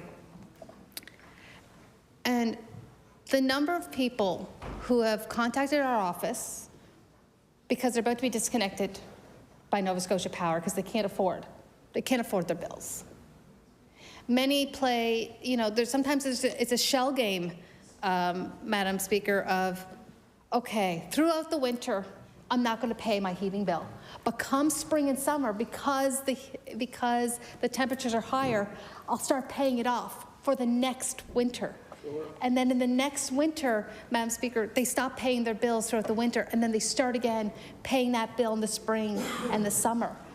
This is what many in my community have often done. And it may sound shocking, it may sound odd to many. To me, that's a normal reality. I've heard it so many times. I couldn't pay the winter, but come spring and summer, I start paying my power bill because I can't go without power in the winter. but I can lower my power throughout the spring and summer because I don't need the heat, or you know, all this. But then there's sometimes, Madam Speaker, where, and these are not, and many of these people are people who are working 1, 2, 3 jobs to make ends meet. But sometimes, Madam Speaker, what happens is those jobs end, they get laid off. They can no longer, they don't have childcare anymore, so they can't go to work. Circumstances happen that prevent them after that from paying their power bills. And it's most of the time it's circumstances beyond their control. They thought, okay, just get through the winter and I'll pay it off in the spring and summer. But between that time, something happens and they can't pay it off. And they're getting more and more in debt to Nova Scotia Power. And it is devastating when they call up, it's freezing in my house. I have no power, I have children. How am I going to get them, how do I get them to school? How do I feed them? How do I keep them warm? There's frost on my walls. And this is what we hear. I can't lose my power. How do I get Nova Scotia Power from disconnecting me? Because, and Madam Speaker, what will often happen is we can work things out with sometimes we can work things out with Nova Scotia Power. You know, we get a good representative on the line, and sure enough, we can work out a deal and help these people get back on track. Other times, Madam Speaker, it just gets, sometimes it may not be possible, but in our office, we a lot of the times come when something happens like that, we're trying to work it out, but how harmful, how sad, how scary it must be, and it is for these families. And like I said, many of them play this shell game of I won't pay the winter, but I'll start paying the spring and summer. And that's how they do it. And it's a sad state of affairs when this happens, because nobody should be going out without power. Nobody should have to go without heat. Nobody should have to make these decisions.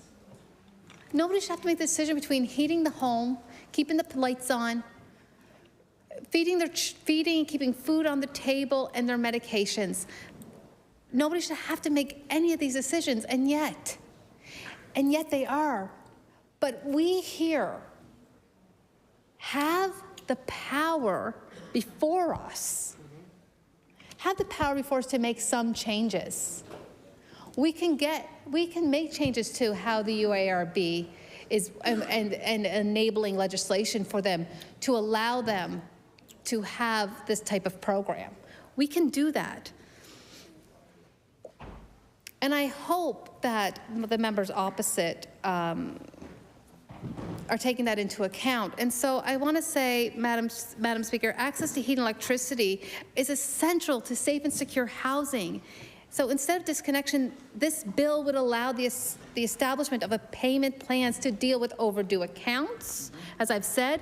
And finally, this bill also provides the creation of a sustainability advocate that would appear at hearings before the UARB. This advocate would make sure that the sustainability is included in all discussions on behalf of residential customers. Currently at the UARB hearings, there's a consumer advocate and small business advocate. Sustainability is another important factor to be considered, an important voice to be heard and factored into decisions. This advocate would help Nova Scotia Power accountable to legislative climate targets, especially during periods of transition. We believe this advocate, Madam Speaker, Speaker, is of particular importance given the recent statements made by Nova Scotia's Power's response to Bill 212. Sustainability advocates, Madam Speaker, before Law Amendments Committee this week, we're equally concerned that the state of the bill, the state of the province's 2030 climate goals, in light of recent developments, it's more important than ever that Nova Scotia Power is held accountable to their sustainability commitment, and that the decisions before the UARB are made with a long-term outlook. And we know we need the update regulatory systems to deal with our power monopoly. It must consider equality and sustainability, equity and sustainability, and this is a straightforward way of doing this, and I sincerely hope that this government will consider it. Thank you.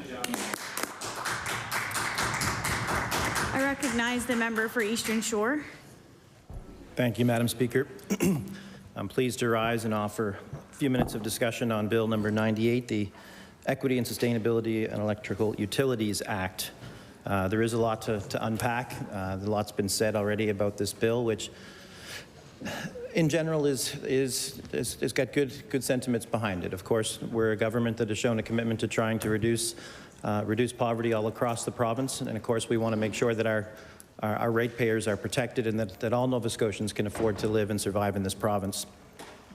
So I have had a chance to review the bill a little bit. I went over some of the notes and some of the body of the bill. And so I'll address some of the things in it in a point-by-point basis, because I believe that as I said before in this House, we enjoy a good list over here on this side of the House. So in the notes of this bill, it talks about how Nova Scotia Power is encouraged to take steps to maximize the use of renewable resources. And what I can say to that is that although we recognize Nova Scotia Power as an important piece of our power grid, of course, they look after most of it for us. We're already taking drastic steps to increase the amount of renewable energy in this province. It's been discussed already in this House that by 2030, 80% of the renewables, 80% of the energy generated in this province is going to be renewable. And we're going to do that in a multitude of ways. It's been touched on briefly earlier today, but some of the highlights of the renewable energy that we're going to be putting into place. The Atlantic Loop, and it's certainly been discussed recently in the news, and Nova Scotia Power has said that might be a challenge to complete, but it's something that we're still going to push forward with, and that could up the renewable energy in our grid by 25 to 30%. Another aspect of our future in our energy is solar, and we can all do that on a personal note. There have been rebates in the past for personal solar. I'm proud to say that the house that I just completed, I added solar panels to my house, and I'm pleased with the fact that moving forward, my power bill will be next to nothing. There's also been lots of discussion about wind. So I know the member for Richmond is quite pleased with wind and the potential for offshore wind in his neck of the woods, but I'd like to throw a plug in for Sheet Harbour as well, because there's a great deal of work taking place at the Port of Sheet Harbour to get that facility ready to be a player in the supply chain of offshore wind. And I'm very optimistic that the companies that are building these massive monopile wind turbines will take advantage of the fact that Sheet Harbour is a deep port. It can be a key piece in the logistics of bringing offshore wind to market. And of course, when we talk about offshore wind, the key piece of that would be green hydrogen. And we know that we've taken steps already in this legislative session to ensure that the proper framework is in place for the green hydrogen industry as we move forward and consider that an important piece of the renewable energy sector moving forward. So to summarize that, encouraging Nova Scotia Power to take steps to maximize the renewable energy on the grid, we're doing that. The next piece of the bill talks about the UARB being cognizant of and applying the renowned environmental goals and climate change reduction acts that we passed as one of our first bills in our first session, Bill number 57, brought forward by the Honourable Minister of Environment and Climate Change. We know that Bill 57 and the key pieces of it are going to help all of our constituents and all of our ratepayers across the province. And to apply pressure to the UARB to mandate them to include that in their decisions and what they discuss moving forward is not something that we're going to be doing in that regard. I will say it's interesting to hear the criticism that we've recently received for implementing legislation that will limit the rate that the UARB can offer to Nova Scotia Power on one side, and then on the other side, talk about legislation that is encouraging us to do exactly that. Another piece of this Bill number 98 talks about the Affordability Service Program for Low-Income Customers. And I was interested to listen to the member from Cape Breton Centre, Whitney Peer, talk about the fact that we're doing nothing to lower individual power bills. And as it relates to this legislation, that might be accurate. We're not going to advance this piece of legislation in the exact way that the opposition would prefer. But I will say that we've taken multitude of steps to lower individuals' power bills.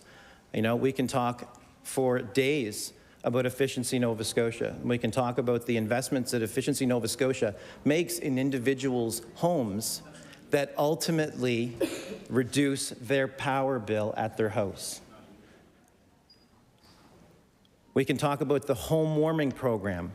We can talk about the affordable multifamily housing, the home energy assessment, the green heat, the small business energy solutions. There are a multitude of things that are in place right now that, if taken advantage of, will lower people's power bills. There are other investments that we've made that have proven to lower power bills. We've improved 2,500 Micmac homes and 11,500 public housing units by making them more efficient. And that doesn't just improve the efficiency and the affordability of it, it also reduces the greenhouse emissions that are being launched into the environment, which are a key piece of Bill number 57. We've helped Nova Scotians save over $180 million in their power bill. So again, I find it curious to hear the criticism that we haven't done anything to help Nova Scotians lower their power bills when clearly the numbers say different. We've helped more than 21,000 low-income Nova Scotians get free home assessments and energy efficiency updates since 2007.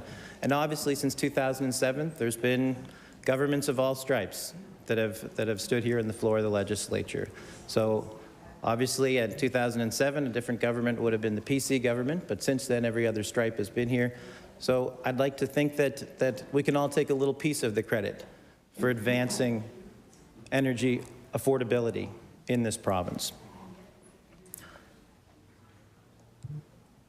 If I can talk a little bit more about the climate change goals that we've put in place through Bill 57 to say that not only by 2030 will we have 80% of our renewables, 80% of our energy being brought forward by renewable energy, but by 2050, we have a supplementary goal to be net zero by 2050. And we're going to continue to advance with all of the initiatives and the programs that we're putting in place and look for other unique solutions in order to make sure that not only are we greening the environment and ensuring that we're not polluting, but also reducing the expenses that each Nova Scotian would have. We can talk a little bit more too about when we take advantage of the green economy, the spin-offs of that are the jobs that are created. So another factor in reducing poverty and reducing energy poverty is new and better paying jobs. So if we think about the offshore wind that's going to take place, I've had discussions with the folks in Sheet Harbour, the port operators. They're anticipating that they could add 300 plus jobs to Sheet Harbour. Now, some of you, I'm sure you've all toured the town of Sheet Harbour at some point or another in your lives, but 300 people being added to that community would be an incredible enhancement to the local economy.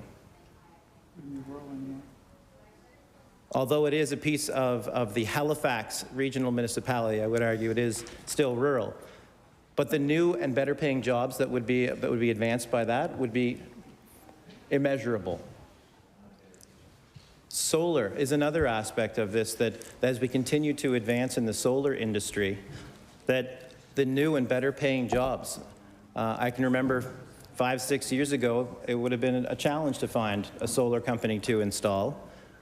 And as a member earlier stated, that how challenging it was to find someone to install a heat pump, it took weeks and months for my family to find someone who was free enough, who had the availability and could get the product to install the solar panels on our roof. And their company is thriving. And the owner of the company shared how good business is. So those jobs obviously did not exist at a point in time, and in the last 5-7 years, they've been enhanced. More Nova Scotians with money in their pockets on the account of the green economy. So if I can take a moment to summarize this and say that again, Bill 98, while on its face is not, it's not untoward. I would argue that we have already taken most of the steps within this bill that have proven to lower power bills for individuals, as well as to enhance the renewable energy options within our province. We're going to keep doing that as we move forward. Thank you, Madam Chair. The time for consideration has elapsed. I'll recognize the leader of the New Democratic Party. Thank you, Madam Speaker. I move that you do now close debate on second reading. It's been a... Oh, sorry. Sorry, yeah. The time was elapsed for, sorry. I recognize the House Leader for Official Opposition of the New Democratic Party. Thank you very much, Madam Speaker. I want to express thanks to everyone who joined in our debates today, and I will say that is the end of opposition business for today. Thank you. Thank you. Recognize the government House Leader. Thank you, Madam Speaker. That concludes government business for the day. I move that the House do now rise to meet again on Thursday, November the 3rd, between the hours of 1 p.m. and 6 p.m. Government business will include the Committee of the Whole House on Bills number 208, 212, 214, 215, 216, 219, 222, 223, 224, 225, 227, 228, 230, and 205. And time permitting, we will have second reading of private and local bills number 239. Thank you. The motion is that the House rise to meet again on November the 3rd between 1 p.m. and 6 p.m. Would those in favor of the motion please indicate aye. Aye. Contrary minded, nay. The motion is carried. We stand adjourned until November 3rd, 1 p.m.